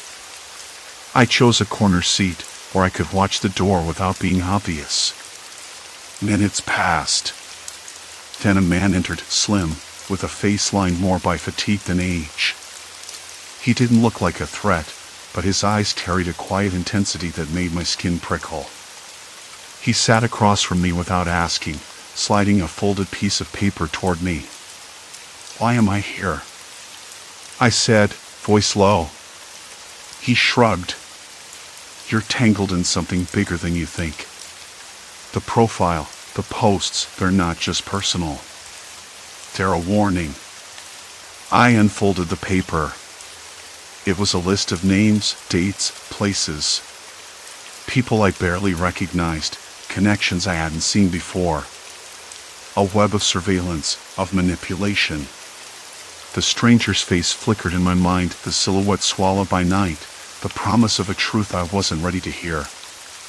Who are you? I asked. He hesitated. Someone who's been watching, waiting for the right moment. Someone who wants to stop this before it gets worse. I wanted to ask more, but the cafe's door jingled. A woman entered, scanning the room, with its faint smell of dust and decay until her gaze landed on me. My stomach tightened. She smiled a smile that didn't reach her eyes and sat beside me without invitation. You don't belong here, she said softly. I stared at her, heart racing. She wasn't a threat, not exactly. But the weight of her words, the insinuation, felt like a noose tightening around my neck. Who are you? I repeated, louder this time. She reached into her bag and pulled out a phone, showing me the profile. You've been living a lie. But this is the real story. And if you want to survive, you'll have to accept it. I looked from her to the man across the table. Neither moved. The room felt colder. The air thickened until it was hard to breathe. The lies, the secrets, the fake life, they weren't just online. They were real. They were here. That afternoon, I sat alone in my apartment, the paper still clutched in my hand. The sun had slipped behind clouds, casting long shadows that crept across the walls. I could hear the distant hum of traffic, the occasional bark of a dog, the scrape of a chair in the building downstairs. Normal sounds. But nothing felt normal anymore. I went to the mirror, searching for the person staring back. The same face, the same eyes. But something had shifted, a fracture beneath the surface. I touched my cheek, feeling the roughness of stubble I hadn't shaved that morning.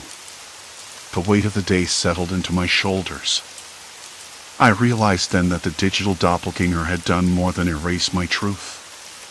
It had forced me to confront parts of myself I'd ignored, the secrets I kept, the lies I told. Maybe it was a punishment, or maybe a chance to reclaim control. I didn't know who was behind the profile or what they wanted. But I did know this: I wasn't going to let them write my story any longer. The next morning, I posted a message on my real profile. It was simple, honest, and open. I admitted what had happened, the confusion, the fear. I asked for understanding, for patience.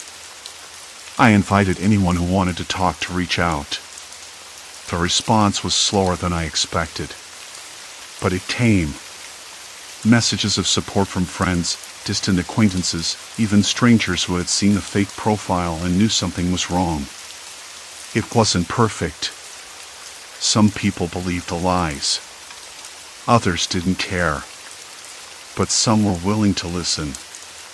Later that day, I received another message from the unknown sender, the man in the cafe. "You're not alone."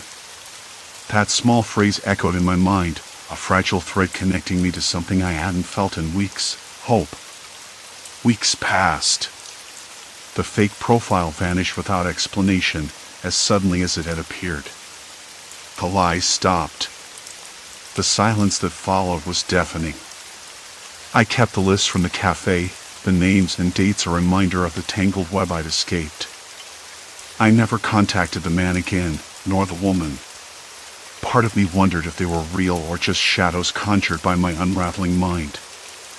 I didn't find all the answers. Maybe I never would. But I learned to live with the uncertainty, to hold on to my own version of the truth, no matter how fragile. Some nights, when the city quieted and the darkness pressed close, I thought about the stranger's warning. About being a key, about the cost of knowing. I didn't feel like a victim anymore. I felt like a survivor. And that was something no profile, no lie, could take away. Story 4, Unseen Presence, Memories That Betray. I never thought a place could start to feel unfamiliar without moving an inch. It was late afternoon, and the sun was dipping behind the row of brick buildings opposite my apartment. The light hit the peeling paint on the window frame just right, casting a dull orange glow across my living room carpet.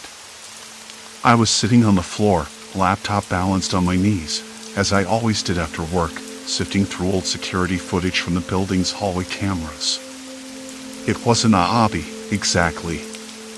More like a nervous habit, checking that nothing had been tampered with, that my door hadn't been jiggled open while I was away.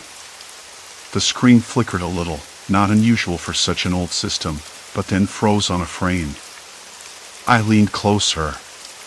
The timestamp read 3:17 a.m., 3 nights ago.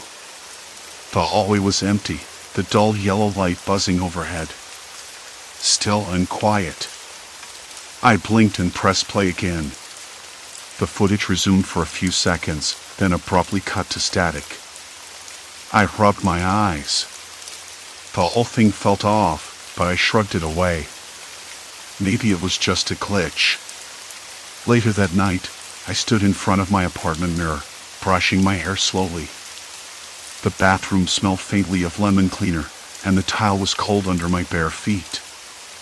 I caught a glimpse of my reflection, tired eyes, a little paler than usual.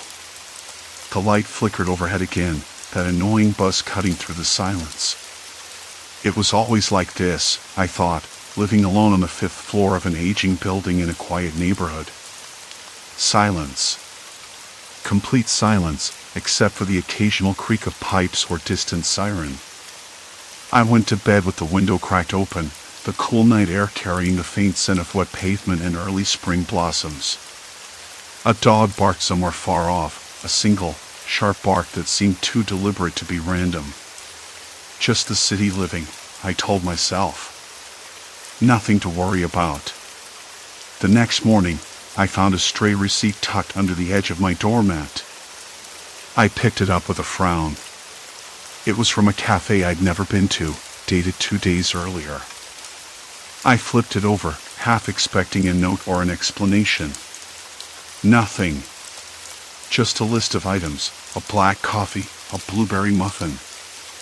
I stared at it for longer than I should have, the corners of my mouth tightening. I don't know why I kept it. Maybe because it was the first thing that felt out of place in a long time. I slid the receipt into my jacket pocket and went about my day.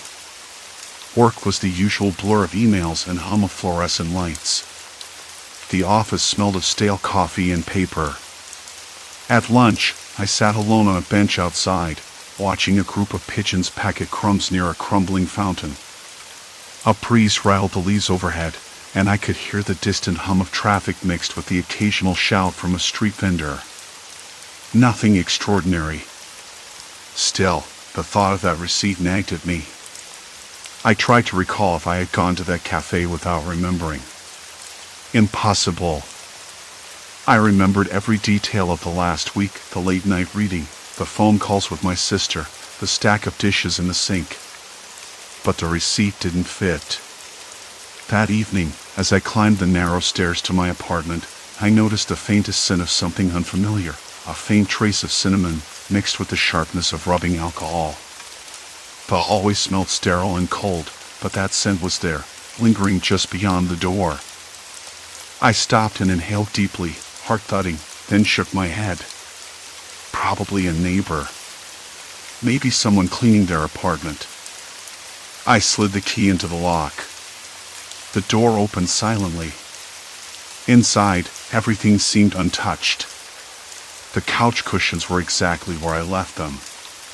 The old record player sat dormant on the shelf, and the little succulent on the windowsill leaned slightly toward the light. But as I stepped in, the hairs on the back of my neck prickled. I set my bag down and walked to the kitchen. The sink was empty, but the counter was wiped clean in a way that felt too deliberate, like someone had scrubbed away something they didn't want me to see. The faint scent of cinnamon was stronger here, too. I shook my head again. I was probably imagining things. Later, I sat down to review more security footage. This time, I rewound to the night before. The camera caught the hallway from the stairwell landing. I watched as the timestamp ticked forward, nothing unusual at first. Then, at 11:43 p.m., a shadow passed by the lens. A figure, tall and thin, moving with a quiet, calculated pace. The hallway light flickered as the figure approached my door. My stomach tightened. I pressed pause. The figure stopped, stood still for a moment, then turned away and disappeared down the corridor. The timestamp showed 11:45 p.m. Then the camera cut out completely. I leaned back, head spinning. I didn't recognize the person. No one should have been here. I thought about calling the building manager, but the manager was rarely in and didn't exactly inspire confidence. Besides, what would I say? Someone was lurking in the hallways at night? That sounded crazy, even to me. I closed the laptop and went to bed, but sleep didn't come easily. I kept hearing noises, soft footsteps in the hallway, the faint scrape of shoes on old linoleum. I told myself it was just my imagination. I told myself I was being ridiculous. Still, when I woke up the next morning, I found my apartment door locked from the inside, even though I was sure I had left it unlocked. The key was still in my hand from the night before. I stood there for a long time, fingers trembling. The lock didn't look forced. Nothing broken. But the door was locked. I called out, "Hello?" No answer. The silence was thick, almost suffocating. I stepped back, heart thrumming in my chest. I felt like an outsider in my own home. That's when I noticed it, a small, nearly invisible scratch on the edge of the door frame. It looked fresh, like someone had tried to open the door from the inside but failed. I ran my fingertip over it, the rough plaster beneath the paint catching slightly. I swallowed hard. Something was wrong, but I still didn't know what. And I didn't know how long it had been going on. The next morning, I woke up still thinking about the scratch on the door frame. It was one of those details that lodged itself in your mind, the kind that surfaces when you're trying to focus on anything else but can't. I ran my fingers over it again, the roughness of the plaster catching under my nails. It hadn't been there before. I was sure of that.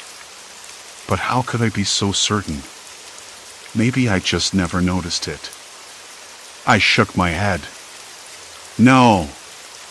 It was new. Fresh. Like someone had tried, and failed, to sneak in or out without me knowing. I sat on the edge of the bed, the sheets tangled around my legs, and stared at the door. The lock was still engaged, locked from the inside. The key was nowhere to be found. Not in my hand. Not on the kitchen counter where I usually dumped it after work. Not in the hallway dish. It was gone. I swallowed hard. The room smelled faintly of stale coffee and something else, something metallic that I couldn't place. Copper? Blood? My throat tightened. I shook my head again, trying to clear the fog. I needed to understand what was happening. I needed evidence. More than just scratches and shadows in the hallway. I pulled on my slippers and shuffled to the kitchen. The security monitor sat on the counter like an ordinary appliance, but it was anything but ordinary now. I'd spent way too much time staring at it the night before, watching hours of footage in search of anomalies. And I'd found them. The moments when the footage didn't match my memories. When the apartment acted like someone had been living there, someone else. But the camera never caught it. Or if it did, the evidence was erased, overwritten. Like the entire history of my life had been tampered with. I pressed the power button and waited for the screen to flicker to life. The grainy black and white images of my apartment filled the screen. The previous day's footage was loaded up. I fast-forwarded through the morning, the afternoon, the evening. Then I slowed down as I hit midnight. There. Movement. A figure crossed the hallway just beyond the kitchen. The shape was blurred, indistinct, too fast to make out details. But it was definitely not me. I rewound, watched it again. The figure paused near the door, then disappeared out of frame. I leaned closer, heart pounding. The camera angle didn't show the whole hallway, just the edge, but that was enough. I grabbed my phone and snapped pictures of the screen. This was proof. Proof someone else was here. Proof they were erasing themselves. I heard a noise behind me and spun around. The hallway was empty. The apartment was silent except for the low hum of the refrigerator. My skin prickled. I was alone, but not. It was then that I noticed the small pile of mail on the floor near the door, letters and magazines, some opened, some not. I hadn't seen them before. I'd been meticulous about opening my mail every day. These had been missed. Maybe deliberately. I knelt down and sifted through. One envelope caught my eye. It was addressed to me but had a different handwriting, sloppy, hurried. The postmark was from 2 days ago. I opened it carefully. Inside was a note, folded several times, the paper crumpled at the edges. You're not the only one here. Watch your back. No signature. My hands trembled as I held it. I wanted to laugh. I wanted to scream. I wanted to believe it was some elaborate prank. But it wasn't. It was a warning. I shoved the note into my pocket and stood up, pacing the small apartment. The walls seemed to close in around me. The faint smell of something burnt lingered in the air. I couldn't place it. I needed help. I couldn't keep this to myself. But who could I trust? My phone buzzed suddenly, a text from Claire. "Hey, you okay? You missed dinner. Call me when you get a chance." Claire. My closest friend, the only person I told about the weird footage. She didn't know the whole truth, only that I felt off. I typed back, trying to sound normal. "Hey, yeah. Just tired. Let's meet tomorrow." I stared at the screen, then locked the phone and slipped it into my pocket. The night dragged on. I kept checking the door, the windows, the locks. Every creak, every whisper of movement made me jump. Silence. Complete silence. By dawn, I was exhausted, but sleep wouldn't come. Instead, I pulled out my laptop and started cross-referencing the security footage with my calendar, looking for any gaps, any inconsistencies. The discrepancies were creeping in more often now. Days where I swore I'd been home were blank on the footage. Nights where I remembered falling asleep early showed me pacing the hallway. The more I looked, the more it became clear someone had been living my life alongside mine. Not just copying it, but erasing me, bit by bit. I closed the laptop and rubbed my eyes. The morning light was pale, filtering through the blinds. The apartment felt colder. I wasn't sure if it was temperature or just dread settling in. The phone buzzed again. Another text from Claire. "Seriously, call me. Something's up." I hesitated, then dialed. Her voice came through, warm and worried. "Hey, you sound awful. What's going on?" I swallowed. "I think someone's been in my apartment. Not just once. For days, maybe weeks. Living here. Using my stuff. Are you serious?" Her voice cracked. "Yeah. And I found this." I told her about the note. There was a long pause. "You need to call the police." "I don't know. What if they don't believe me? What if this person's watching everything I do? Crazy, right? We'll figure it out. You're not alone." Her words should have comforted me, but the knot in my chest tightened. I wasn't sure if I believed that either. After we hung up, I sat back down and looked around the apartment again. Every shadow seemed deeper, every corner darker. The scratch on the doorframe caught my eye once more. I reached out, heart hammering, and traced it again. It was fresh, still sharp under my fingertips. Then I heard it. Not footsteps this time, but a faint tapping. Coming from the living room window. Slow. Rhythmic. Like a heartbeat. I froze. The window was closed. Locked. Curtains drawn. The tapping stopped. Silence. I didn't breathe. After what felt like forever, I crept toward the window, the floor cold beneath my bare feet. I pulled back the curtain an inch. Nothing. No one. Just the empty street, the rustling leaves, and a single piece of paper stuck to the glass. I reached out and peeled it off, unfolding it carefully. "I see you." My hands went ice cold. I dropped the note.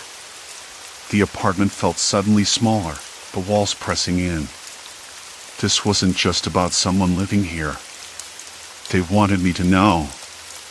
They wanted me to be afraid. And they were still here. Still watching. I stood there, the note crumpled in my palm, its words burning into my skin even though it was just paper.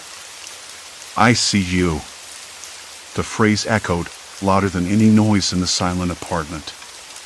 My breath hitched, a dry rasp in my chest like I'd swallowed shards of glass. The air felt thicker, colder somehow, as if the room, with its faint smell of dust and decay, had shrunk, the walls inching closer with every heartbeat. I swallowed hard and glanced at the scratch on the doorframe again. It was still fresh, jagged beneath my fingertips. Someone had been here while I was away, or asleep. Time no longer made sense. The scratches weren't just marks. They were messages. Warnings. Proof. I needed to get out. I thought about grabbing my phone and calling someone, anyone, but the battery icon blinked red, mocking me. No use. I was alone. Or so I thought. The window was locked, the curtains drawn tight, but that tapping, it had come from outside. Someone close enough to touch the glass, close enough to know I was inside. I paced the room, every creak and groan of the building twisting my nerves tighter. I tried to think. There had to be a pattern, a clue to what this was about. Why erase my presence? Why live my life while I was around? It didn't make sense in any rational way. And yet, the evidence was undeniable. I sat down on the edge of the couch, the fabric rough against my palms. The air smelled faintly of stale coffee and something else, cigarette smoke, maybe?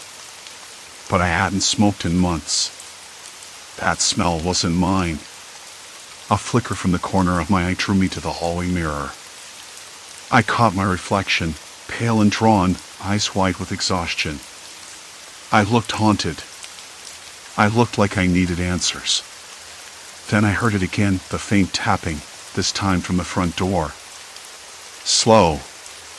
Deliberate. Like a countdown. My pulse quickened. I moved toward the door, every nerve screaming to run, but curiosity rooted me in place. I knelt, pressing my ear against the wood. The tapping stopped. Silence. I stood and pulled the door open just a crack. Nothing. Just the dimly lit corridor, empty and still. No footsteps. No shadow retreating. Nothing. Hello? I whispered, voice cracking. No answer. I closed the door and leaned against it, heart hammering. Whoever this was, they knew me. Knew my routines, my habits. They had access to my place, my life, and all the evidence I relied on to prove I was here. I couldn't go back to sleep. Couldn't pretend this was just a nightmare. I grabbed my laptop from the kitchen counter. The battery was low, but it flickered on. I pulled up the security footage again, scrolling through the last 48 hours. That's when I saw it. Me, or someone like me, moving through the apartment. But not quite right. The figure's movements were too smooth, too rehearsed. The clothes didn't match what I remembered wearing. The hair was the same length, the build similar, but the face blurred, as if the camera or someone else was deliberately obscuring it. And then the worst part, at one point, the figure opened the fridge and removed a carton of milk. I remember doing the same, but the carton was different. It wasn't mine. I closed the laptop with a snap, my hands trembling. Someone had been living here, wearing my life like a second skin. They'd erased all traces of themselves, but I could see the cracks, the glimpses. I needed help. I dialed my sister's number, fingers fumbling. The line rang, then went straight to voicemail. I tried again. Same result. Panic settled in my chest like a stone. No one was answering. No one knew what was happening. I sank onto the floor, the cold plaster pressing through my jeans. My mind raced. If I couldn't trust my own memories, my own home, then what was left? The tapping started again, this time from the bedroom window. Sharp, insistent. I forced myself up, every step heavy. I pulled the curtain aside. It was dark outside, but something caught the streetlight, a small camera mounted on the fire escape. I hadn't noticed it before. I touched it lightly. Someone had been watching me, recording every moment. I backed away, heart pounding so hard I thought I might collapse. I needed to leave. I needed to get away from this apartment, this trap. I grabbed my keys and jacket, ready to go, but then I stopped. The scratch on the door frame. The note on the window. The camera. Whoever this was, they wanted me here. They wanted me trapped. I opened the door, stepping into the hallway. The silence was suffocating. Then I heard a voice, low and calm, coming from down the corridor. "Don't leave." I froze. The voice was unmistakably mine, or close enough to fool anyone. "No," I whispered, backing into the apartment and slamming the door shut. Locks clicked into place, but the voice came again, closer this time. "You can't escape." "Not now." I swallowed hard. The point of no return wasn't a place. It was a moment, and I had just crossed it. My heart hammered as shadows stretched along the walls, twisting into shapes I couldn't name.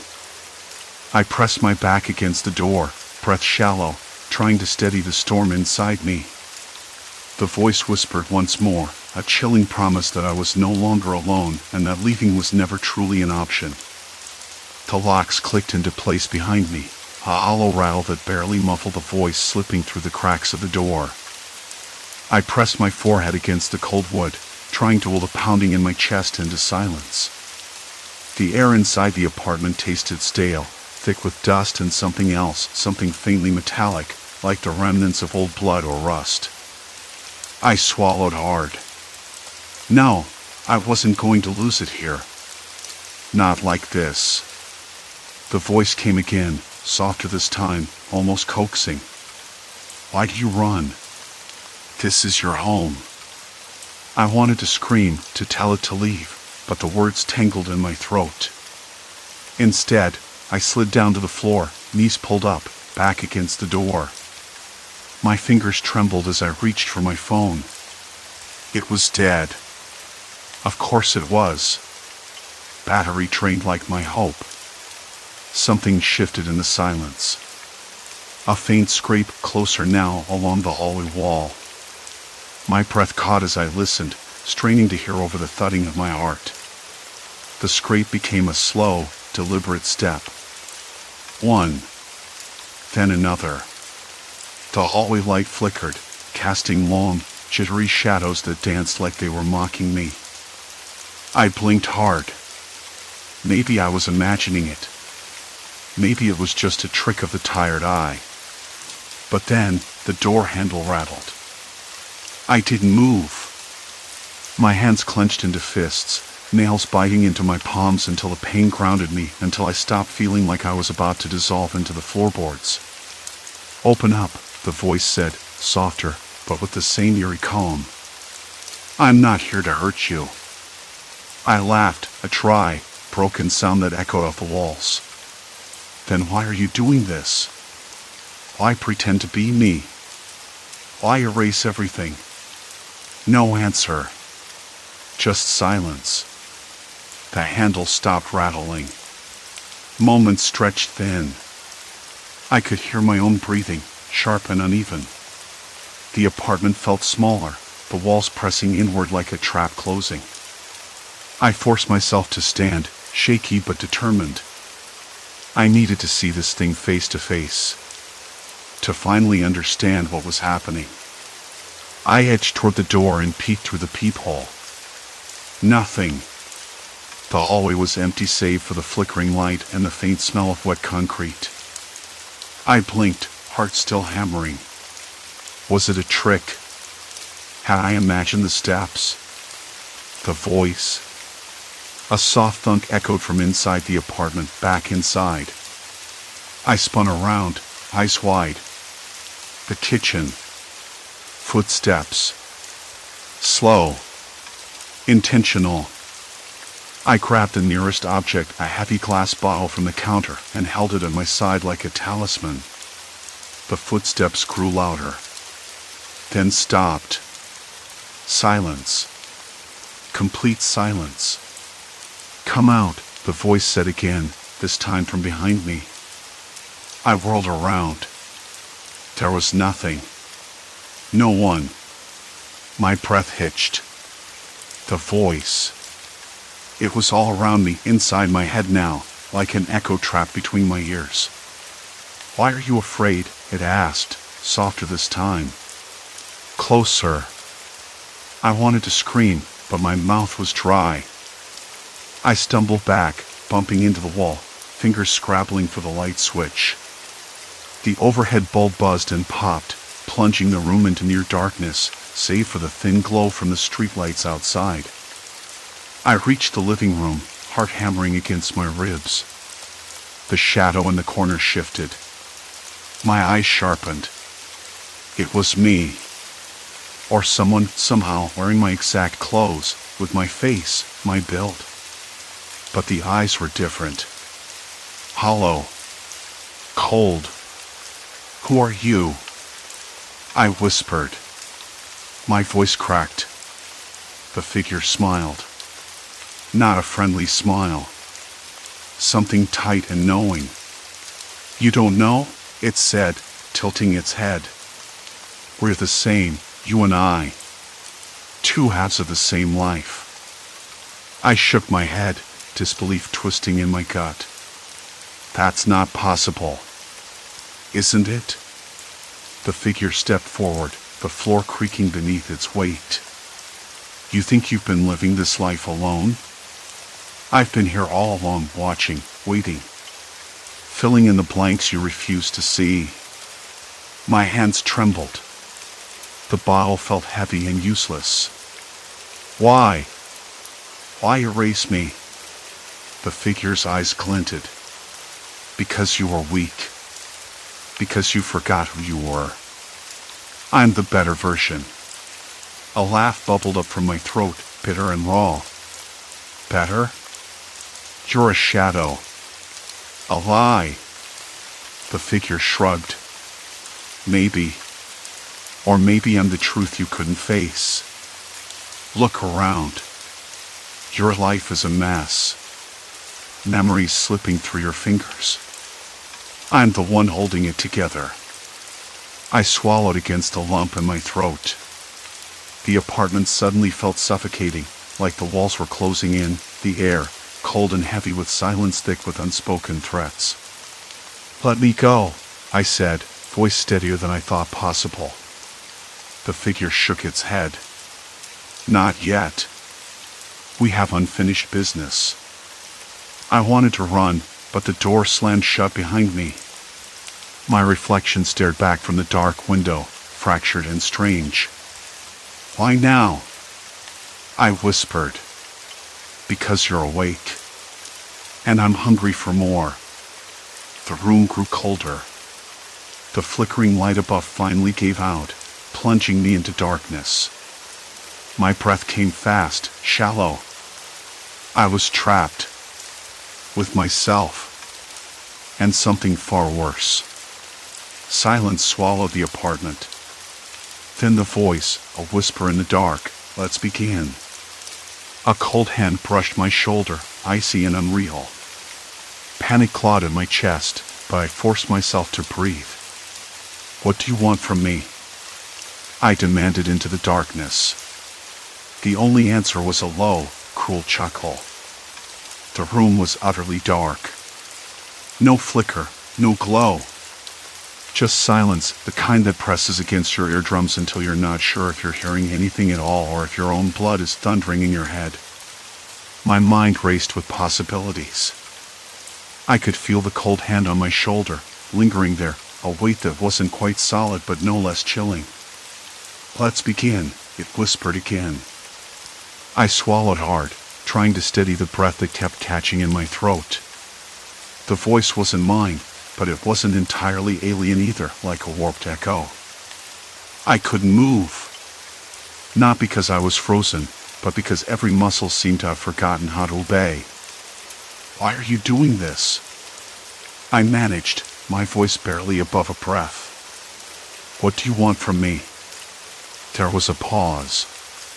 Then the rough exhale of a laugh, not quite human, but not mechanical either. "You think this is about me?" the voice said, lower now, edged with something almost weary. "It's never been about me." I blinked into the darkness, trying to focus. The air smelled like damp concrete and something faintly metallic, like old pennies in a forgotten drawer. My skin prickled. The cold wasn't just from the room, with its faint smell of dust and decay. It was from the presence, the way it clung to me like a second skin. Then, slowly, the edges of the room began to shift. Not visually, there was still only darkness, but in my mind. Memories, or what I thought were memories, started to unravel. I saw flashes, snippets of my own life that didn't belong to me. Moments I hadn't lived, places I hadn't been. A version of me that walked down the street when I was supposed to be home. A laugh I never heard myself make, a phrase I never said. "Your life," the voice said softly, "was never just yours. You lived beside me, but you never saw me." I closed my eyes, trying to shut it out, but the images kept flooding in.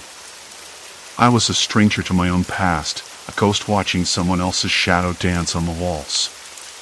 When I opened my eyes again, the hand was gone.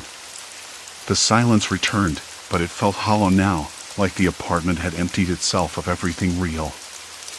I took a step forward, the floor cold beneath my bare feet, and reached for the light switch. Nothing. I stood there for what felt like hours, waiting for dawn, waiting for the nightmare to end. But when the first weak rays of sunlight filtered through the blinds, they didn't bring relief. Instead, they illuminated the apartment's eerie stillness. The next day, I called the landlord, my voice shaky as I asked if anyone else had access to my unit. "No," she said firmly. "You're the only tenant. No one else has keys." I didn't believe her. How could she not know? The thought of someone living in the same walls, erasing my life bit by bit, gnawed at me. I searched every corner, every closet, every crevice. Nothing. No sign of intrusion. No hidden rooms. Just me and the emptiness. But I wasn't sure if I was still me anymore. Part of me had been stolen, overridden by whoever or whatever had taken my place. That night, I sat by the window, the city lights flickering like distant stars. I reached for my phone, fingers trembling, and typed a message to my sister. "I don't know who I am anymore." She called right away, her voice tight with concern. "What's going on? You sound different." I tried to explain, but the words tangled in my throat. How do you tell someone that the person you see in the mirror might be an imposter? That your memories are borrowed, your life a lie? "I'm coming over," she said firmly. "We'll figure this out together." When she arrived, the apartment felt less like a prison. Her presence filled the space with warmth and noise, the smell of coffee, the soft rustle of pages as she sat down beside me with a book she thought I'd like. For the first time in days, I let myself breathe. We talked for hours, piecing together the fragments of my fractured reality. She reminded me of who I was, the little things I'd forgotten, the habits, the stories only I knew. But even as her voice anchored me, a shadow lingered at the edges of my mind. "I don't think it's over," I whispered, more to myself than to her. She looked at me, eyes steady. "Then we face it. Whatever it is." The days that followed were a slow unraveling and rebuilding. I changed the locks, installed new cameras, ones I could watch in real time. I started keeping a journal, writing down every detail, every moment, as if to reclaim my life one word at a time. But sometimes, late at night, I'd catch a glimpse of movement out of the corner of my eye. A flicker on the security feed that wasn't me. A shadow passing by the window when I was sure I was alone. And I wondered if that presence was still there, watching, waiting. Maybe it never left. The experience hollowed something out of me but filled it with a new kind of vigilance. I stopped taking my memories for granted, questioned every familiar face, every routine. I learned to live with the uncertainty, the quiet terror of knowing that someone else had lived inside me for a while. It was a bitter victory. Sometimes, when the apartment was silent and the night stretched long, I rehearsed what I would say if that shadow ever spoke again. Not with fear, not with confusion, but with calm, with the hard-won strength of someone who had lost herself and found a way back. Not this time, I'd say. Because even if the cracks in my life were never fully sealed, I wasn't going to disappear. Not without a fight. And maybe that was enough. Story 5. The Endless Mall. Mannequins that mimic you. The mall had always been my refuge, a strange sort of sanctuary where the hum of fluorescent lights and the low murmur of shoppers blurred into white noise. I had gone there on a whim, really. Just an afternoon to kill, wandering between storefronts, pretending to browse while nursing my phone's battery down to nothing. The air smelled faintly of cinnamon and plastic, a scent I never noticed before, but now seemed to cling to my skin. The tiles beneath my feet were cool, slick, and something about the lighting seemed harsher, more artificial than usual. The kind of light that doesn't just illuminate but exposes. I paused by a row of mannequins dressed in the season's latest fashion, their glossy faces frozen in perpetual smiles. They were nothing new. Mannequins had always been there, silent sentinels of style. But this time, when I caught their reflections in the glass, I swore one of them blinked. Just once. I shook my head, reminding myself I was staring too long. Crazy, I muttered under my breath. I started walking again, the sound that seemed to vibrate in my bones of my shoes tapping the tile crisp and clear in the quiet corridor, which felt emptier than it should have been for a Saturday afternoon. The usual chatter and footsteps were distant, as if muffled by some invisible barrier. I passed by a clothing store with a window display that had changed since my last visit, no longer a chaotic mix of colors but a neat, sterile arrangement. The mannequins inside mirrored my movements with unsettling precision. When I tilted my head, so did they. When I shifted my weight from one foot to the other, they shifted too. I stopped dead. Maybe it was a trick of light, or the angle, but the synchronization was too exact. I took a deliberate step forward, they followed. I stepped back, they mimicked me again. Goosebumps rose on my arms, though the air was warm, almost too warm for a place that was supposed to be air-conditioned. Okay, that's weird, I admitted aloud, glancing around to see if anyone else noticed. But the corridor remained deserted. No employees, no shoppers, no casual observers. Just me and the mannequins. I decided to turn away, to ignore the growing prickle of unease. But as I did, I realized the corridor behind me wasn't the same one I just walked through. The layout had shifted. The familiar corner store, the little cafe I always stopped at for a latte, gone. Instead, an unfamiliar exit sign flickered weakly in the distance, casting a sickly green glow. I stopped again. Maybe I had taken a wrong turn. It was easy to get turned around in this part of the mall, especially with the way the corridors branched off and looped. Still, something about the silence made me hesitate. The distant hum of air conditioning was steady but hollow, like the mall itself was holding its breath. I tried retracing my steps. Left, then right, then left again. But the corridors stretched endlessly, all stretching and compressing as if breathing. I pressed my palm against the cool glass of a store window, the surface sticky with a faint film. The mannequins inside were still watching. Not just looking, they were watching. I dropped my bag, and the soft thud echoed unnaturally loud. I realized I hadn't heard anyone else make a sound in minutes. No footsteps, no chatter, no background music. Just the mannequins, their blank eyes following me. I sank to the floor, the cool tiles biting through my jeans. My hands trembled as I dug into my pockets, searching for the phone I thought I had in my bag. Nothing. No phone, no wallet, just the bag, now strangely lighter. I must have left it somewhere else, maybe at the entrance. The thought of retracing my steps made my stomach twist. A sharp clatter from down the hall snapped my attention up. Something had fallen, but there was no one to see it. My breath caught. I tried to convince myself it was a dropped item, a cup, maybe, or a stack of magazines. But the sound was too deliberate, too close. I stood, heart hammering. The mannequins were still there, frozen in place, but I could swear their heads had turned slightly. Not in unison this time, one to the left, another to the right. They seemed to be scanning the hallway. I swallowed hard, the taste of dry plastic on my tongue. I told myself I was imagining things, that the mall's strange layout was playing tricks on me. But the unease settled deeper, threading into my bones. I started walking again, starting from shadow to shadow. The mall's usual buzz was gone, replaced by a thick, almost tangible silence.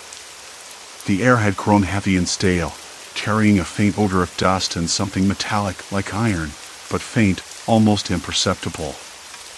I rounded a corner and froze. There, in the middle of the corridor, stood a single mannequin unlike the others. It was dressed plainly, in a wrinkled shirt and faded jeans, its face molded with an uncanny realism. The eyes were glassy but seemed to catch the light differently, as if they were reflecting something beyond the polished floor tiles. I blinked. The mannequin's head tilted just a fraction, and I took a step back. My breath hitched. The silence pressed in, thick and suffocating. A voice crackled softly through the overhead speakers. Static, then a faint whisper. "Welcome." I jerked my head toward the ceiling, but the voice was gone. Only the dull hum of the ventilation system remained. Welcome to what? I whispered to myself, heart slamming against my ribs. I looked around frantically.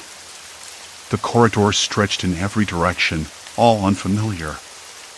The mannequins seemed to have multiplied, lining the walls like silent witnesses. And then it hit me, the mannequins weren't just mimicking me. They were watching, recording. Every glance, every movement, every private moment I thought had gone unnoticed was being captured. The thought made my skin crawl. Not just for the invasion of privacy, but for the implications. Who was watching? Why? And what did they intend to do with what they'd seen? My hands shook as a cold realization settled over me. I wasn't just lost in a mall that rearranged itself. I was trapped in a gallery of secrets, exposed to an audience I couldn't see, controlled by eyes that never blinked. I swallowed hard, the taste bitter and sharp. I needed to find a way out. Before the mall showed me exactly how much it knew. The mannequins didn't move when I wasn't looking, but I was convinced they weren't lifeless either. I started walking again, slower this time, starting from one mannequin to the next. Their blank faces caught the flickering fluorescent lights in a way that made them seem almost alive, like puppets waiting for a cue. I tried not to think about the last time I'd felt this watched, but my mind kept drifting back to college, that party where I'd slipped up and said things I regretted. What if someone had recorded that? What if this place had been watching me then? The corridors twisted ahead, the beige tiles and sterile walls rearranging subtly as I moved. I stopped at a junction, the smell of stale air mixed with faint hints of cinnamon and burnt coffee lingering around. Somewhere, a distant buzz of a freezer hummed steadily. It was the kind of background noise you only noticed when everything else was too quiet. That quiet wasn't peaceful, though. It was tense, like the calm before a storm. I glanced back and caught a mannequin out of the corner of my eye. It was a woman, dressed in a red coat, her arms hanging loosely by her sides. I froze, heart skipping. The figure was positioned exactly as I had stood seconds before, hands in pockets, head tilted slightly down. I swallowed hard. This wasn't mimicry. It was mimicry with purpose. I backed away slowly, eyes locked on the figure. Then I noticed the small cameras embedded in the irises of the mannequin's glass eyes. Tiny lenses, almost invisible unless you were looking for them. The discovery was like a punch to the gut. They weren't just mannequins, they were surveillance devices. My mind raced. Cameras meant someone was monitoring this place in real time. But who? And why? I ran a hand through my hair, feeling the roughness of the plaster ceiling above as I looked up, searching for a security room, a control booth, anything. Then I heard footsteps. Not my own echo, but a deliberate, measured pace. I spun around. No one. Just more mannequins. Their faces blank, their eyes unblinking. A cold sweat broke out on my forehead. Was I imagining the sound? I pressed my back against a wall, heart hammering. The wall seemed to pulse around me, the corridor narrowing and stretching like a living thing. I forced myself to move again, but this time, I was more cautious. I made a mental note of every mannequin I passed, their outfits, their postures, anything that might help me track changes. If the mall was rearranging itself, maybe the mannequins could help me map it. I found a directory kiosk, but the screen was cracked and flickering. The map was useless. I tapped the glass, the sound sharp and hollow in the eerie silence. I tried to call out, voice low and shaky. Hello? Is anyone there? No answer. Just the hum of the ventilation system and the distant buzz of that freezer. I noticed something else, small wires running along the baseboards, hidden beneath the carpet edges. They looked fresh, like they'd been installed recently. My stomach churned.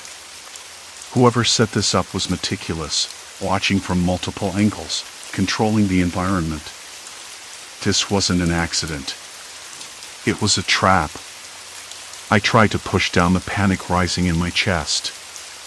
I needed a plan. First, find a place to hide, somewhere off the main corridors, and examine the mannequins more closely. Maybe I could find a way to disable the cameras or at least understand their network. I ducked into a side passage lined with closed shop doors. The air smelled musty here, like old leather and dust. A faint buzzing noise grew louder, coming from behind one of the metal shutters. I crouched and peered through the cracks. Inside was a small storage room, filled with boxes and tangled wires. A flickering fluorescent light overhead cast long, jittery shadows. Against one wall stood a mannequin, dressed differently than the others, plain, unadorned, with a small, blinking red light in its chest. It was some kind of transmitter or recorder. I reached out, finger trembling, and touched the cold plastic. It felt heavier than the others, like it housed equipment inside. My heart raced. This was it. Proof that the mannequins weren't just decorative. They were part of a surveillance system, and I was the subject. Suddenly, footsteps echoed down the corridor outside the storage room. I froze. The sound was deliberate, slow, cautious. Someone was coming. I ducked behind a stack of boxes, barely daring to breathe. The door creaked open, and a figure stepped inside. A man. Middle-aged, wearing a security uniform that looked worn but official. He carried a clipboard, eyes scanning the room like he was checking off a list. I held my breath. He didn't see me. He approached the mannequin, crouched down, and whispered something. "Status check," he muttered. "Subject still inside." Cameras operational. No anomalies. His voice was low, clinical, but something about it made my skin crawl. He wasn't just a guard. He was part of this. Part of the system that had trapped me here, that had been watching me all along. I wanted to run, to scream, to do anything but stay silent. But my legs were like lead. The man stood up and moved to leave, but paused. "Remember," he said quietly, "we're not just watching. We're waiting. The audience wants to see the truth." The words hit me like a cold slap. Audience? Truth? What truth? I swallowed hard, the bitter tang of fear and something worse, exposure, filling my mouth. As the door clicked shut, I realized I had to keep moving. I had to find out who was behind this before my secrets were broadcast to whatever twisted spectators were out there. But where to go? Every corridor looked the same, every mannequin a silent sentinel. And somewhere deep beneath the mall's sterile surface, the cameras were still recording. The door clicked shut behind him, the sound echoing sharp and final. I swallowed, the bitter taste of fear, sharp and metallic, rising in my throat. Audience. Truth. The guard's words had settled inside me like a stone I couldn't dislodge. What truth? What audience? And why was I the main act in this twisted show? I ran my fingers over my face, skin prickling with sweat despite the cold that seeped from the tiled floor. I forced my legs to move, stepping into the corridor. The mannequins flanked the hallway, their blank eyes and frozen poses more menacing than ever. I knew they weren't just mimicking me anymore. They were watching. Recording. Collecting every twitch, every whispered confession, every fractured thought I didn't even realize I was voicing aloud. The air smelled faintly of bleach and old carpet, the kind of antiseptic smell that always reminds me of hospitals or morgues. Not comforting. Not here. I tried to shake it off, focusing instead on the faintest clue, the way the corridor seemed to stretch longer than before, the soft flicker of the lights above, the way the mannequin's head subtly shifted when I glanced away. I wasn't imagining it. The mall itself was rearranging me, corralling me like a rat. I stopped, staring down a side passage I hadn't noticed before.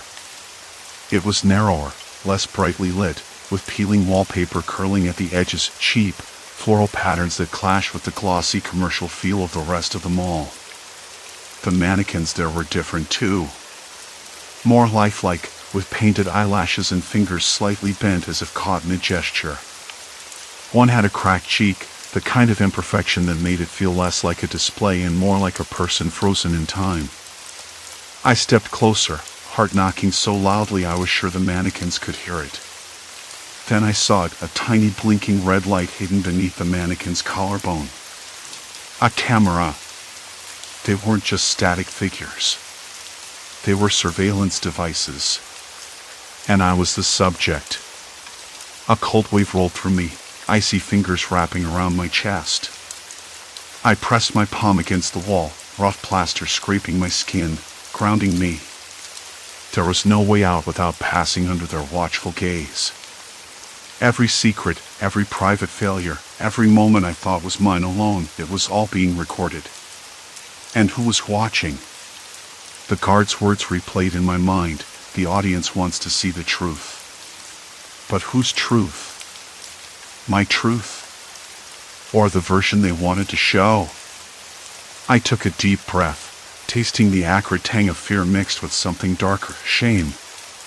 I wanted to turn and run, but the corridors had shifted again, the passage I came from now just a blank wall lined with mannequins.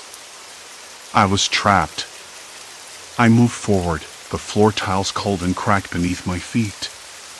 The mannequins on either side seemed to lean closer, their glass eyes reflecting my every move. I tried to focus on anything else, the hum of the ventilation system, the faint scent of stale popcorn from a concession stand long closed, the distant thud of footsteps that could have been my own echo or someone else's. Then I heard it, a soft voice, barely audible, coming from a small speaker embedded in the wall. "Don't fight it," it said, calm and clinical. "The audience doesn't want lies." I spun around. No one. Just more mannequins. Their faces, so lifeless, seemed to mock me. I swallowed hard. The voice was different from the guards, softer, almost soothing.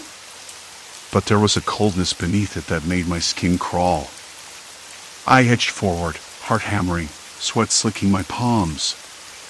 The wall seemed to close in, the corridor bending unnaturally.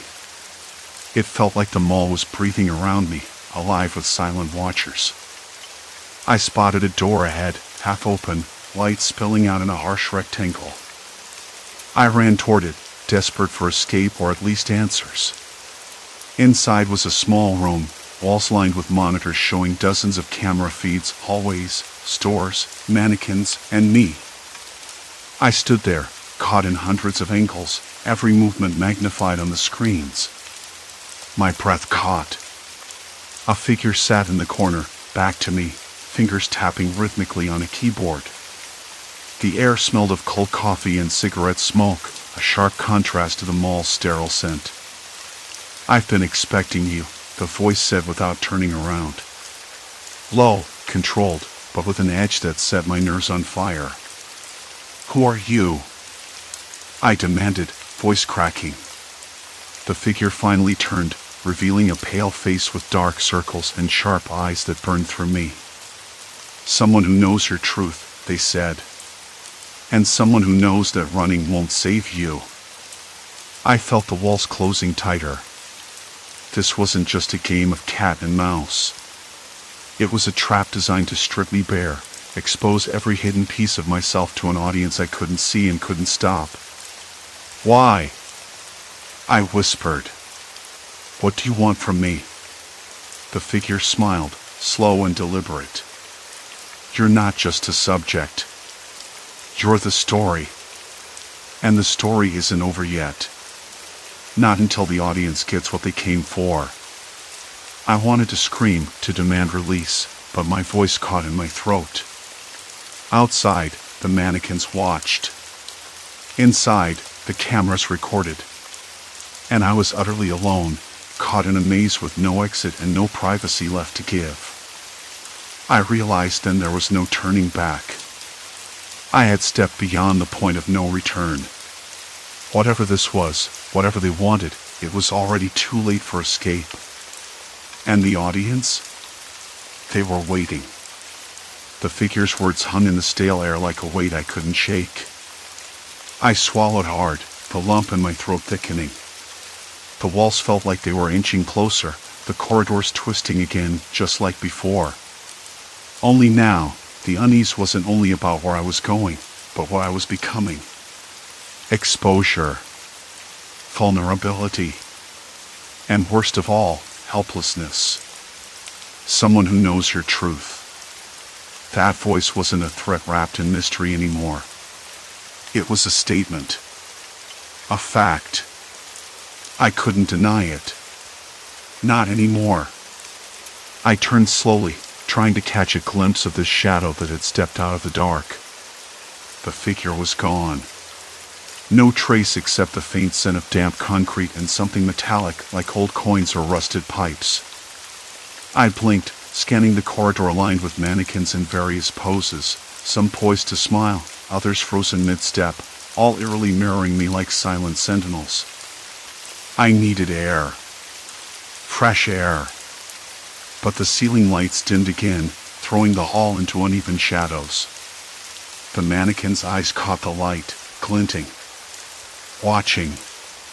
Always watching. I moved forward cautiously. My shoes squeaked against the polished floor, a sharp, unnatural sound that seemed to echo endlessly. The walls shifted subtly, a quiet groan beneath the sterile surface, like the mall itself was breathing, alive and watching. Hands trembling, I reached into my pocket and pulled out the small mirror I'd taken from the cosmetics section days ago, the one I used to check my reflection when I thought I might lose my mind. I held it up, angling it toward the mannequins. Their faces stared back at me, blank and unreadable, but something was off. One of them, no, not just one, was positioned differently than before. A head tilted slightly, a hand raised as if to shield its eyes from something. It mimicked not just my movements, but emotions. I shivered. No, they weren't just copying me. They were studying me. Recording. Cataloging every twitch, every glance, every hesitation. The magnitude of it pressed down on me. Every private moment I thought was mine alone had been captured. Stored. Shared. For who? The audience the figure mentioned? Invisible eyes lurking behind those glassy stairs? A sudden noise shattered the silence. A soft click, like a camera shutter. I whipped around. No one. Just the mannequins. But they were all facing me now, their heads turned in unison as if responding to the sound. I backed up, heart thudding painfully against my ribs.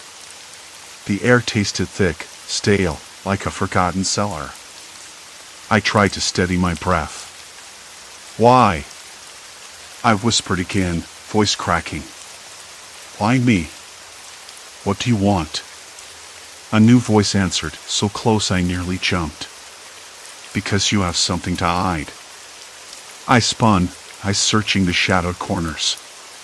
No sign of anyone. The voice was calm, controlled, but laced with something colder than the chilly air tugging at my skin. Hide? What are you talking about? My voice was stronger than I expected, though my hands shook. Secrets, the voice said. Everyone has them. But yours? They're juicy.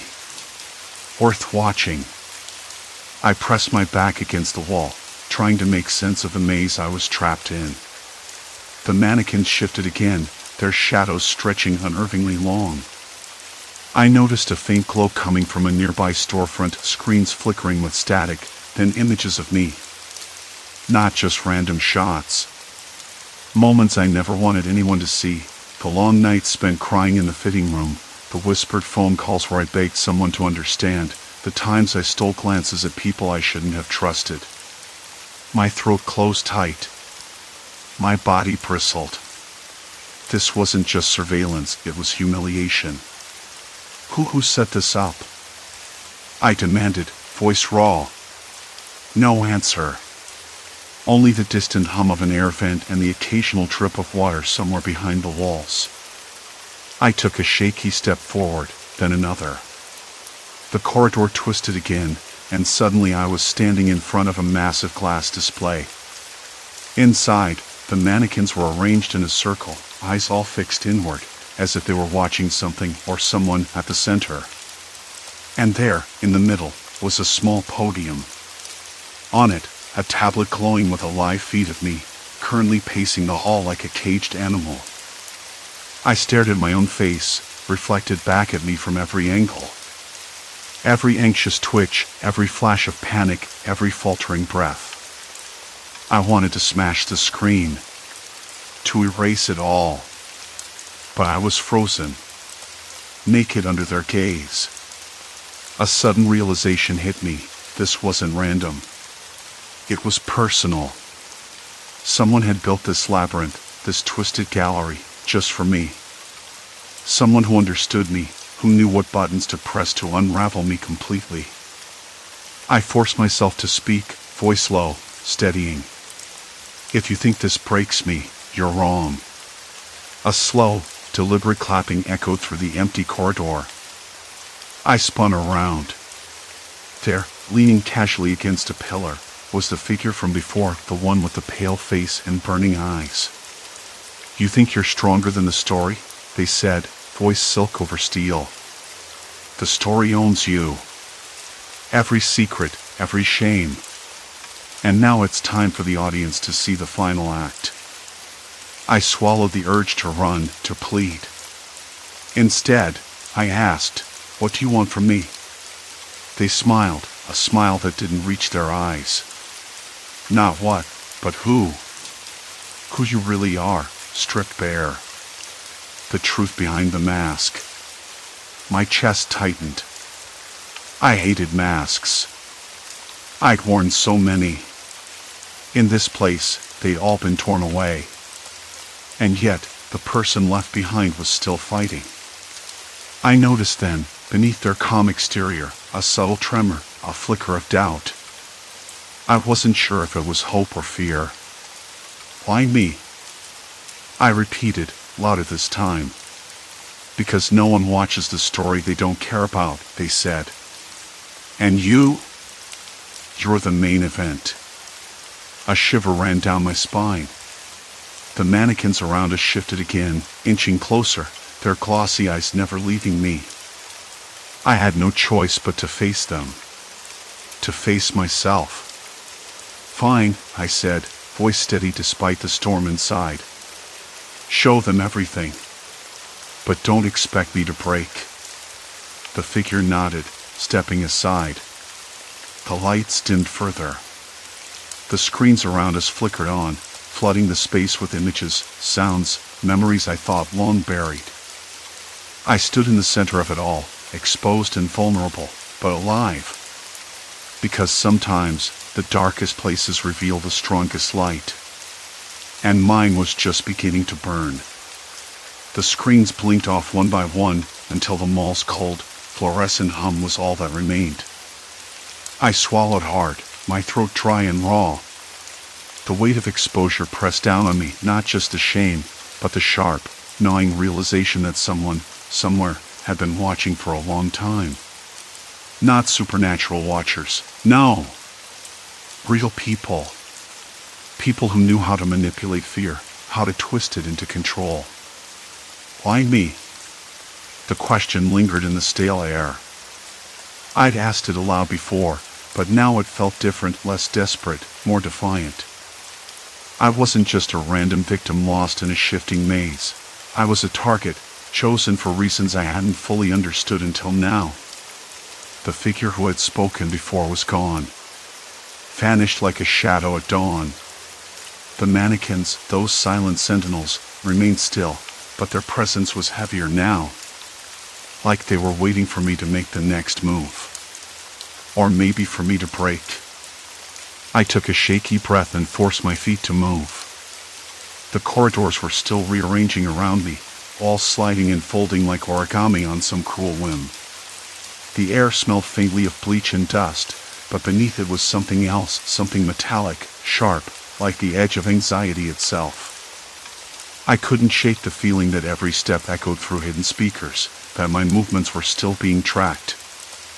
I imagined those glossy figures recording everything, not just the big moments but the small, private ones, the way I rubbed my temples when I was tired, the way my fingers trembled when I thought no one was watching. There was a bitterness in that thought. The idea that my most vulnerable moments had been stolen, cataloged, and weaponized. The mall wasn't just a trap of walls and mirrors. It was a trap of exposure, a living, breathing predator that fed on secrets.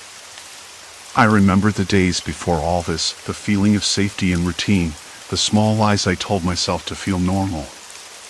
Now those lies felt like armor that had been stripped away, leaving me raw and exposed. And yet, somehow, I was still standing. I wandered through the shifting corridors until I found myself in the old food court. Empty tables spilled crumbs and sticky stains under flickering lights. The air was stale, thick with the ghost of fried foods and spilled soda. I sank into a cracked plastic chair, tracing the rough texture of the tabletop with my fingers. I thought about my life outside this place, the people I'd left behind, the chances I'd missed, the truths I'd hidden from myself and others. The mall hadn't just revealed my secrets, it had forced me to confront them. And that confrontation was exhausting. A slow, deliberate sound pulled me back, footsteps. Not the slow, shuffling kind I'd heard before, but deliberate, purposeful. I looked up, heart tightening. A man stepped into the dim light, his face obscured by the brim of a worn baseball cap. The mannequins behind him didn't move, but their presence felt like a silent chorus, watching. "You're not like the others," he said quietly, voice rough but not unkind. "Most break when they see themselves like that. But you stood your ground." I didn't answer right away. Part of me wanted to retreat, to disappear into the maze again. But another part, a stubborn ember, held firm. "Why me?" I asked again, the question more a statement this time. He shrugged, eyes scanning the room, with its faint smell of dust and decay as if weighing his next words. "Because you're real. Because you carry the weight of your own story, and that makes you dangerous to people who thrive on control. You're the main event because you refuse to be reduced to a spectacle." I blinked. That wasn't the answer I'd expected.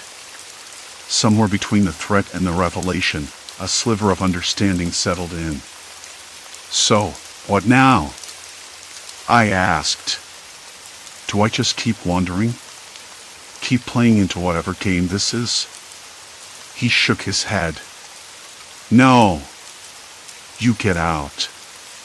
You take what you've learned and you use it. This place, this trap, it's designed to isolate you, to make you doubt yourself. But the real power is in breaking that isolation, finding others, exposing the watchers." The words hit me like a cold splash of water. It was so simple, and yet so terrifying. The mall wasn't just about containment. It was about silence, about fear. And if I wanted to survive, I had to break both. I stood, legs stiff but steady. The mannequins watched, but this time I didn't flinch. I could almost hear the faint click of cameras hidden in their eyes, but I refused to be their exhibition anymore. "Where do I start?" I asked. He smiled, a brief flicker of something genuine. "Start with yourself. Then find a way out. And don't look back."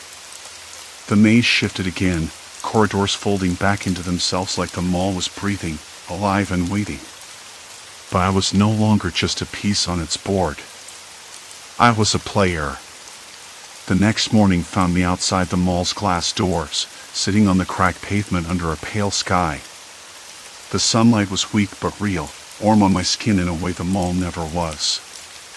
I tasted the air, clean, sharp, and unfamiliar after so long underground. I didn't run. I didn't rush.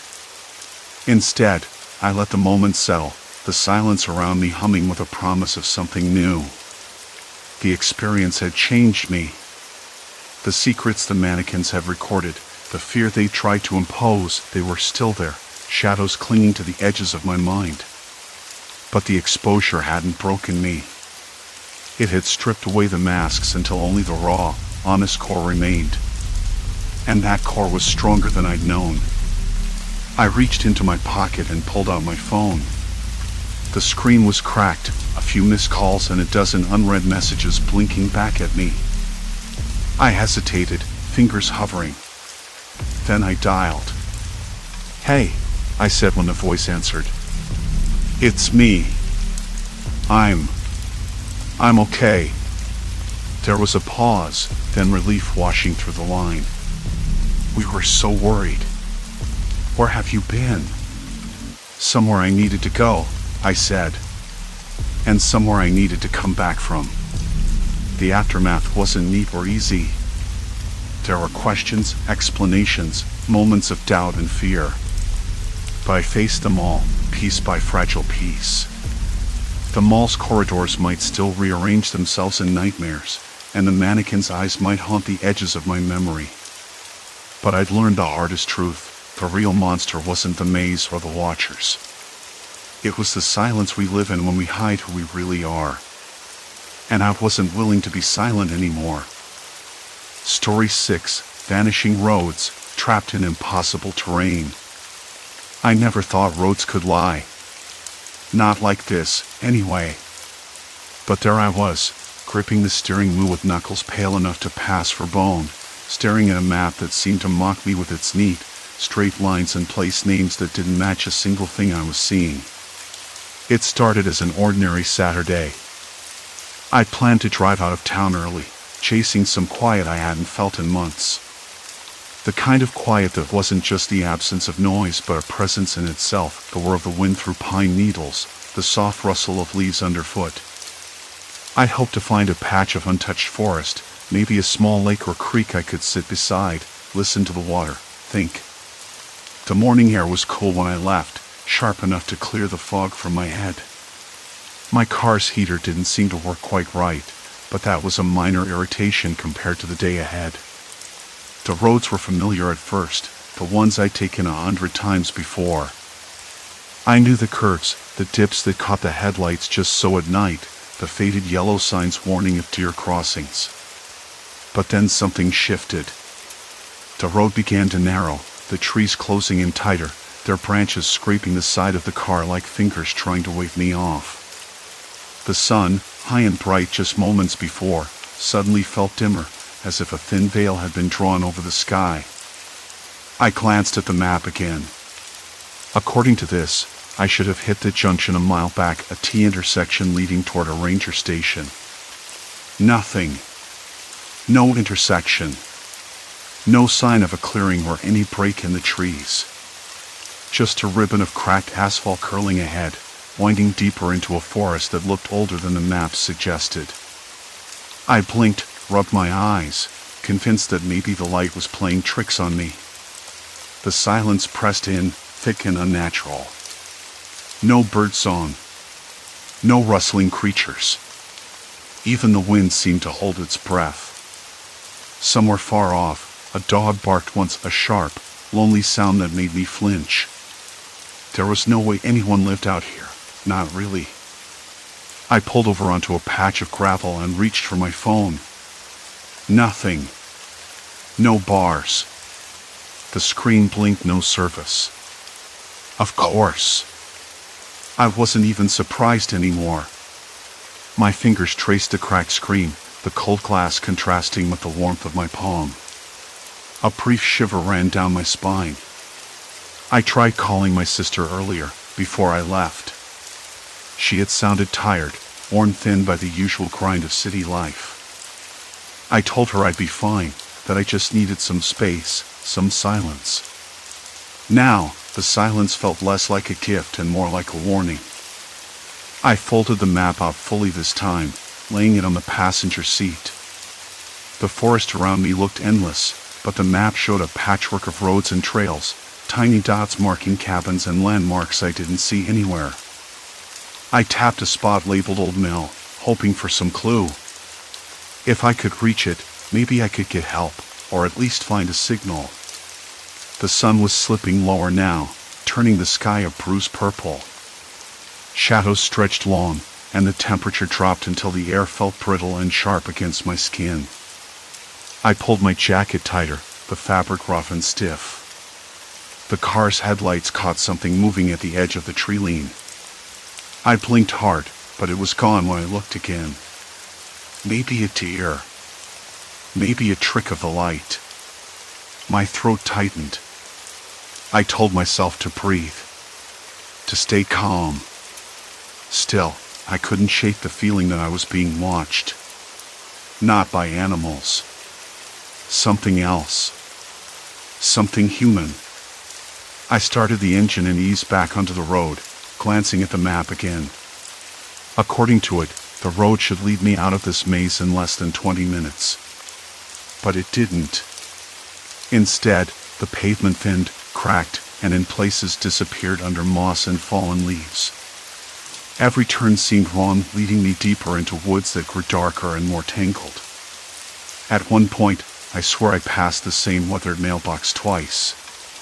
Same peeling paint, same crooked post. Impossible.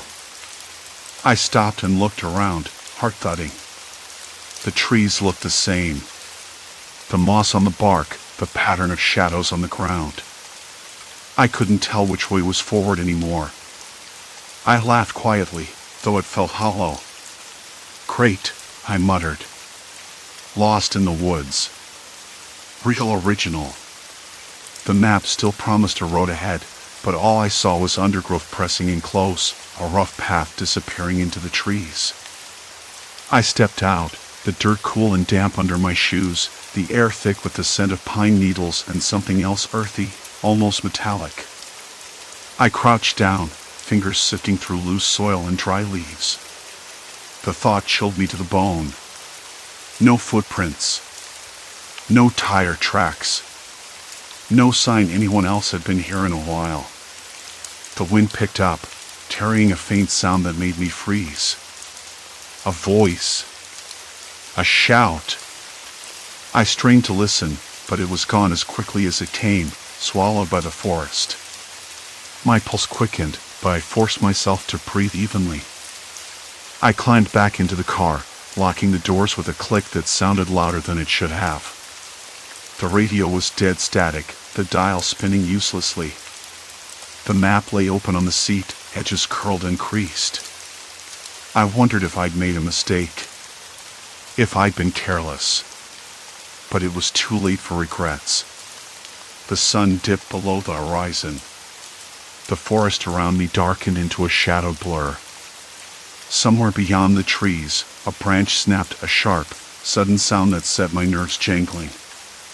I caught my breath and started the engine again, hands trembling slightly as I gripped the wheel. The road ahead looked empty, but I couldn't shake the feeling that I wasn't alone. Something waited just beyond the edge of the light, watching. Waiting. And the map? Nothing made sense anymore. The engine's hum was a poor companion against the dark's quiet menace. I forced my eyes back to the cracked dashboard clock, 8:17 p.m. The night was still young, but everything about it felt ancient, like the woods had been waiting for me all along. The scent of damp earth mixed with the faint smoke of something burning somewhere far off. It wasn't close enough to see, but it lingered in the air like a warning. The voice I heard earlier, was it real? Or had my mind started playing tricks? I gripped the steering wheel tighter. My hands trembled, betraying the calm I tried to project. I told myself it was an animal, a hunter maybe, or a lost camper like me. But that didn't make the sound any less sinister. A flash of movement caught my eye on the right side of the road. Something darted between the trees, too quick to identify. I slammed on the brakes, heart thudding against my ribs like a trapped bird. The car shuddered to a stop, and I stared into the darkness, waiting for the shape to reappear. Nothing. Just the rustle of leaves stirred by the wind. I exhaled slowly. "Get it together," I muttered. "You're just tired." The map was still spread across the passenger seat, edges curling up like a dying leaf. I traced the route again, trying to make sense of the discrepancies. The road I was on didn't exist on the map, or at least not here. The junction I had passed was labeled as a T intersection, but I'd seen a fork, one path narrower, overgrown, nearly invisible. Maybe that was the problem. Maybe I'd missed a turn. Maybe that was how I got lost. I reached for my phone. No signal. Nothing but the cruel spinning wheel of hope that never connected. I tried again, counting the seconds like a mantra. Still nothing. A sudden noise made me jump, a soft tapping on the roof. I whipped my head upward, eyes wide. The rain had started, light at first, then heavier, drumming on the metal like impatient fingers. I wiped the windshield, but the wipers barely kept up with the downpour. I debated whether to keep driving or pull over. The rain blurred the edges of the forest, turning the trees into ink blots. I decided to stop. Better to wait out the storm. Or at least try to. I turned the car off, and the sudden silence was deafening. No engine hum. No radio static. Only the rain's relentless patter and the occasional crack of a distant branch breaking under the weight of the wet. I unlocked the door and stepped outside, the cold rain soaking through my jacket. The air smelled sharper now, like pine needles and wet moss. I pulled my collar up and scanned the perimeter. The woods pressed close, dark and impenetrable. No lights. No movement. Just the sound of my own breathing, ragged in the cold. I needed to think. To plan. To figure out where I was and how to get back. Back in the car, I pulled the map closer and studied it under the dome light. The paper's worn folds made it hard to see, but I noticed something odd. A series of small circles, hand-drawn in pencil, clustered around a stretch of road marked Old Mill Trail. The label wasn't on the printed map. Someone had added it later. Curious. I tried to recall if I'd seen any signs for an old mill. Nothing came to mind. But if the mill was nearby, maybe it could offer shelter or at least a landmark. I made a decision. I'd find that trail. Before I could start the engine, a sound froze me again. This time, it was closer. Footsteps? No, too light, like someone shifting weight, just beyond the tree line. I held my breath, I starting. Hello? I called, voice cracking. Is someone there? Silence. Then a soft rustle, like fabric brushing against leaves. I swallowed hard. Look, I don't want trouble. No answer. The radio, still dead, suddenly flickered for a second. A faint crackle, like a whisper. I leaned in, heart racing. Help, a voice hissed, barely audible. I jerked back, heart pounding. The radio cut out again. I had to be imagining things. The forest was playing tricks. That had to be it. I started the car, hands shaking as I navigated toward the nearest point marked Old Mill Trail. The rain slowed to a drizzle, but the forest grew thicker, the road narrower and rougher. My headlights caught something ahead of a weathered wooden sign half covered in moss. Old Mill Trail, it read, barely legible. I turned onto the dirt path, tires crunching over loose gravel. The scent of wet wood and earth grew stronger. I noticed fresh footprints in the mud, too large and irregular to be mine. Someone had been here recently. I tried to follow the tracks, but the trail twisted and forked unpredictably. A sudden breeze carried the faint odor of smoke, but I couldn't tell if it was from a campfire or something else. Then I saw it, a small clearing with a dilapidated shack, its paint peeling and windows boarded up. The door hung crooked, creaking in the wind. I parked and stepped out. The ground was soft, sinking slightly beneath my boots. I approached the shack cautiously, the wooden planks groaning under my weight. Inside, the air was stale, thick with dust and mildew. Broken furniture lay scattered, and I spotted a faded calendar on the wall, its pages stuck on month 2 years past. Something about the place unsettled me, like it had been abandoned suddenly.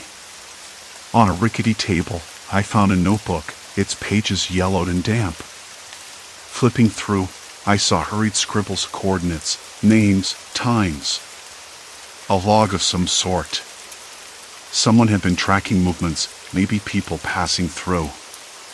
The last entry was dated just 3 days ago. I felt a cold prickle run down my spine. Whoever had been here wasn't gone for long. Suddenly, a sound from outside made me jump, a low murmur, voices, indistinct but close. I crouched by the doorway, peering out. 2 figures stood near the edge of the clearing, faces obscured by shadows. They spoke in low tones, glancing toward the shack. One said, "He's still around. We can't let him get away." A chill spread through me. I wasn't alone. And they weren't here for a friendly chat. I backed away silently, heart pounding harder than ever. The forest had turned from a confusing maze into a trap, and I was the prey. As I slipped back into the car, the notebook clutched in my hand, the headlights caught their eyes, cold, calculating, watching. I slammed the door shut and locked it. I had to get out. Fast. But the road behind me was gone, replaced by darkness. The map in my lap mocked me. I was deeper in the forest now, lost and hunted. The car's interior was thick with the smell of damp fabric and something faintly metallic, maybe the notebook's ink or the coppery tang of old blood settling in the air. I gripped the steering wheel until my knuckles whitened. The map lay spread across my lap, its creases sharp as a folded paper trap. I had stared at it so long that the faded lines seemed to blur and shift, mocking me with their uselessness. The road behind me was gone. Literally gone. Not just on the map, but in front of my headlights. The asphalt had crumbled into gravel, then dirt, then nothing but a fading trail swallowed by undergrowth. I wanted to tell myself this was some weird trick of the forest, light and shadow playing games, but no. I knew better. There was something deliberate about this. About the roads disappearing, the landmarks moving like ghosts, the terrain bending in ways no natural geography should. And those two men outside, they weren't lost. They were waiting, watching for me to make a move. I tried the door handle. Locked. The windows wouldn't roll down. The car was a cage, and I was inside it, trapped and exposed. A sudden scrape of branches against metal made me jump. I glanced to the side, saw a figure standing just beyond the edge of the clearing, half hidden by trees. His face was shadowed, but I caught the glint of something in his eyes, sharp, patient, calculating. No panic. No urgency. Just a quiet menace. "You can't go back." His voice was low, calm, almost conversational. "Not anymore." I swallowed hard, my mouth dry. "Why?" I managed, voice hoarse. He stepped closer, and then I saw the other man emerge behind him, both moving like ghosts in the dark. "Because this place doesn't let you. Not once you're in." The words hit me like a punch. It wasn't just the forest or the lost roads. It was them. These men. They were the reason the map was useless. The reason the roads dissolved into nothing. They controlled the terrain, or at least manipulated it enough to trap anyone foolish enough to wander in. But why? What did they want from me? I glanced down at the notebook, still clutched tight in my hand. The entries didn't just describe the place, they hinted at something else. Something darker. The last notes had been hurried, almost frantic, mentioning the network, the watchers, and no one escapes. Whoever had been here before me had found the same truth. And paid a price. I tried the ignition again. The engine caught, a weak sputter, then died. The car wasn't going anywhere. I had one choice: leave the safety of the car and face whatever lurked outside, or stay trapped and wait for them to make the next move. The forest was silent now. The man had stopped speaking. I could hear my own heartbeat, loud and ragged in the quiet. Then a sound. A soft, deliberate tapping on the windshield. I froze. My eyes darted to the glass. A single finger traced a slow circle, steady and deliberate. No fear. No anger. Just a message I couldn't decode. I swallowed the lump in my throat and unbuckled my seatbelt. The air outside smelled colder, sharper, like the first bite of frost before winter. I grabbed the notebook and stepped out, the gravel crunching beneath my boots. They were waiting, just as before, faces unreadable in the dim light. "You shouldn't have come here," the taller one said. "But now that you're here, you're part of it."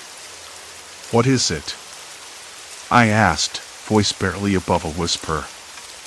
"Why trap people?" He smiled, a slow, unsettling curl of the lips. "Because some things have to stay hidden. Some roads can't lead anywhere, and some people need to be taught the truth. The forest around us seemed to close in, branches creaking overhead, shadows deepening. I realized then that the threat wasn't just the men or the vanishing roads. It was the knowledge that I had crossed a line, the point of no return. There was no getting out, not without their permission. I looked down at the notebook again. The last entry wasn't just a warning. It was a confession. And now, I was the next chapter. My fingers trembled as I closed the notebook, the weight of those words pressing down on me like a stone. The confession had been meant to stay buried, a secret folded into the soil beneath these ancient trees. But now it was alive, pulsing in my veins like a dark heartbeat. I could feel eyes watching me from the shadows, unseen but unmistakably present. The forest was no longer just a backdrop, it was a sentinel, an enclosure holding me captive. I took a step forward, trying to steady my breathing. Each crunch of fallen leaves underfoot echoed louder than it should. The air grew colder, and a suffocating silence wrapped itself around me, broken only by a distant, eerie rustle. Something moved just beyond the edge of my vision, swift and deliberate. Panic surged, but I forced myself to think. If escape was impossible without permission, then perhaps compliance was my only path, at least for now. But what did they want from me? The notebook hinted at a purpose, a role I was destined to play. Was I to be a messenger, or a prisoner? The thought twisted in my gut like an item. I glanced back toward the path I had come, but it had already disappeared into the undergrowth, swallowed whole by the forest's hunger. Ahead, the darkness thickened, promising secrets that I wasn't sure I wanted to uncover. Still, I moved deeper into the shadows, driven by a mixture of fear and resolve. Somewhere in this tangled maze lay the truth, dangerous, irresistible. And I was the only one left to find it. The darkness pressed in from all sides as I stepped deeper into the forest's grasp. Behind me, the path had vanished, swallowed by the undergrowth as if it had never existed. I turned once, twice, searching for a landmark, a familiar shape, but the trees stood like silent sentinels, indifferent to my plight. The notebook, that cryptic bundle of scribbles and half-memories, burned a hole in my jacket pocket. Its pages had promised answers, but so far all I'd found were questions deeper than the shadows themselves. A rustle to my left made me freeze. I caught my breath, straining to hear past the usual forest noises, the distant drip of water, the faint scuttle of small creatures. This was different. Deliberate. Human. Hello? My voice cracked, a whisper swallowed immediately by the dense air. No reply. Just the rustle again, closer this time, like fabric brushing against bark. I thought about running, but where? The map was useless, every route twisted and doubled back, landmarks shifting like mirages. It was as if the forest rearranged itself around me, a living puzzle with no solution. Panic nibbled at the edges of my mind, but I swallowed it down. I couldn't lose control now. Look, I don't want trouble, I said, voice steadier, though I felt the sweat forming at my hairline. If you're out here, just show yourself. Silence. Then, a faint voice, low and cautious. You shouldn't have come this far. I spun toward the sound, heart slamming against my ribs. There was a figure, half hidden behind a tree, their face obscured by shadow, features sharp and unreadable. I couldn't tell if they were friend or foe, but their presence was a line drawn in the dirt. I was trespassing, and now I'd been caught. What is this place? I asked, trying to keep the tremor out of my voice.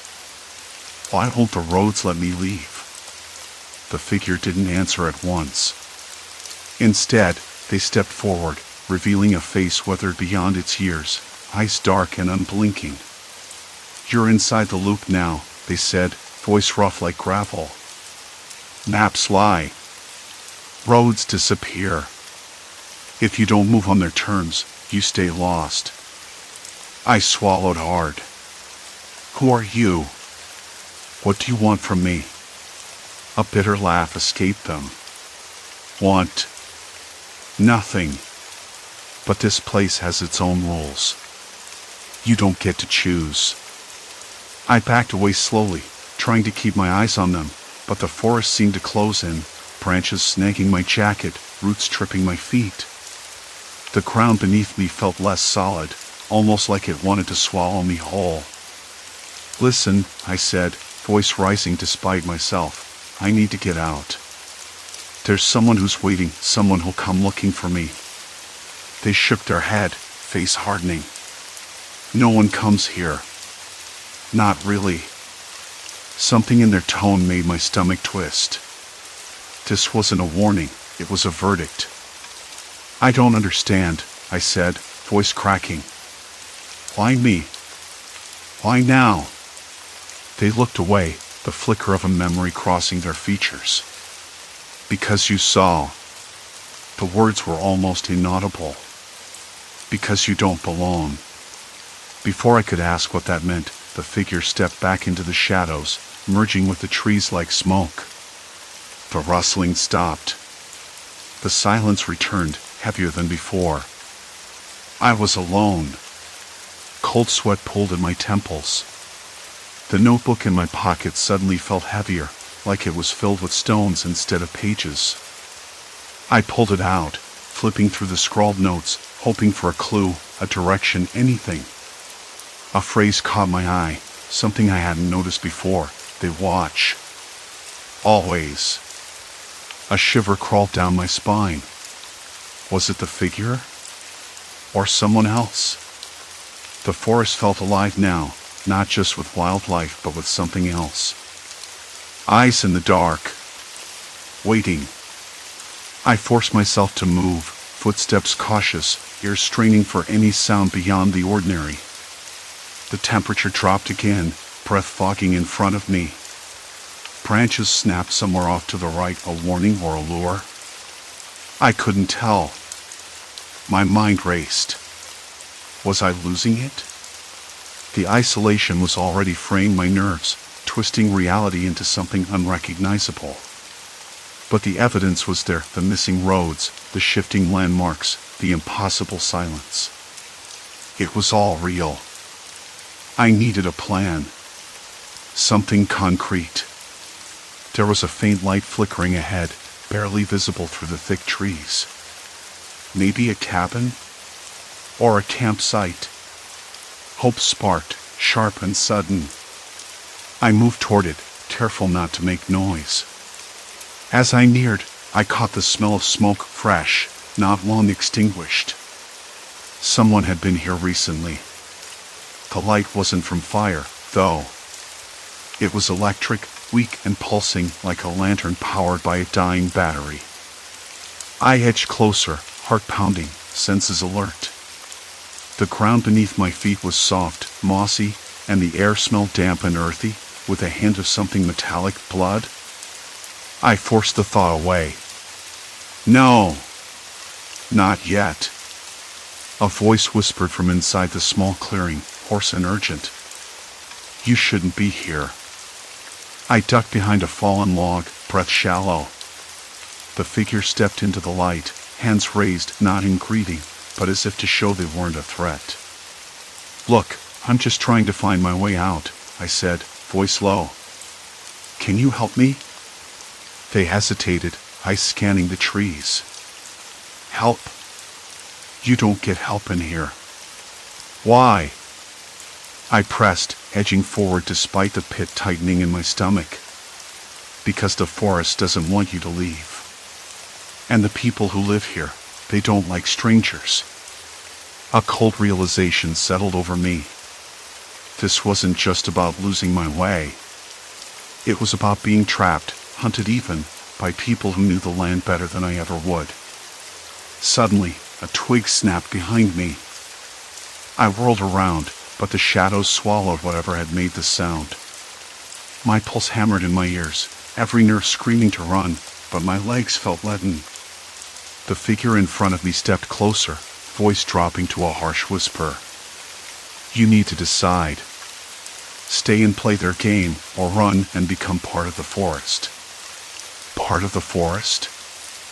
I echoed, swallowing hard. They gave a grim smile. You don't want to be part of it. Trust me. The night seemed to close tighter. The trees bent in, branches like grasping fingers. I could hear faint, distant voices, whispers carried on the wind, barely audible but unmistakable. They weren't far. I had to move. Now. Wait, I said, suddenly desperate. Who are they? Who are the people you're talking about? The stranger's eyes flicked toward the shadows. They're the ones who keep the loop turning. The ones who make sure no one leaves. They've been watching you since you stepped off the road. A sudden crack echoed through the trees, sharp and close. The stranger's eyes widened, and they shoved me toward a narrow path barely visible among the underbrush. Go, they hissed. Don't look back. The sky was a pale smear of gray when I finally saw the outline of the highway beyond the last bend. It wasn't the neat, familiar ribbon of asphalt I'd expected. Instead, it looked cracked and abandoned, edges eaten away by grass that refused to be tamed. I hesitated for a moment, listening. The wind was soft but persistent, threading through the broken trees like a whispered warning. No cars. No voices. Just the occasional rustle of dry leaves tumbling over each other. I stepped forward, the gravel crunching underfoot, a sound so loud in the stillness it felt like shouting. The map in my hand was useless now, its neat lines and labels mocking me with their certainty. They didn't match what I'd seen or what I'd lived through. Every turn I'd taken had led deeper into this wilderness, where roads vanished, signs pointed nowhere, and landmarks shifted like the ground itself was trying to erase me. That was no accident. It couldn't be. I sank down on the cracked shoulder, the coarse gravel biting through my jeans. The air smelled faintly of damp earth and something more sour, like old leaves rotting under a heavy rain that never came. I pulled my jacket tighter, though the day was warm. It was the chill inside me, the part that had settled in my chest and wouldn't leave. Maybe I was finally close to giving out. Or maybe the forest was just biding its time. I glanced again at the map, tracing the faded ink with a finger. The lines curved and looped, but none of it matched the roads I'd found. The roads weren't just disappearing, they were deliberately shifted, replaced by nothing. I should have felt relief, standing on a recognizable road again, but instead, it felt like the trap snapping closed. Why me? I muttered, voice cracking. The sound startled me. No one to hear it but the trees and the wind. That was the worst part, how alone I was. No one coming to save me. No one even knowing I was lost here. I thought back to the faces I'd seen, brief, shadowed figures that vanished whenever I looked directly at them. The man with the crooked smile by the old barn, the woman who watched silently from behind a cracked window. None of them had spoken, but their presence had been a weight pressing down on me, a reminder that the wilderness wasn't the only danger. I swallowed hard, tasting dryness and something bitter at the back of my tongue. Hunger gnawed me, but more than that, I was starved for clarity. For truth. For something solid in this shifting nightmare. A soft sound broke the silence.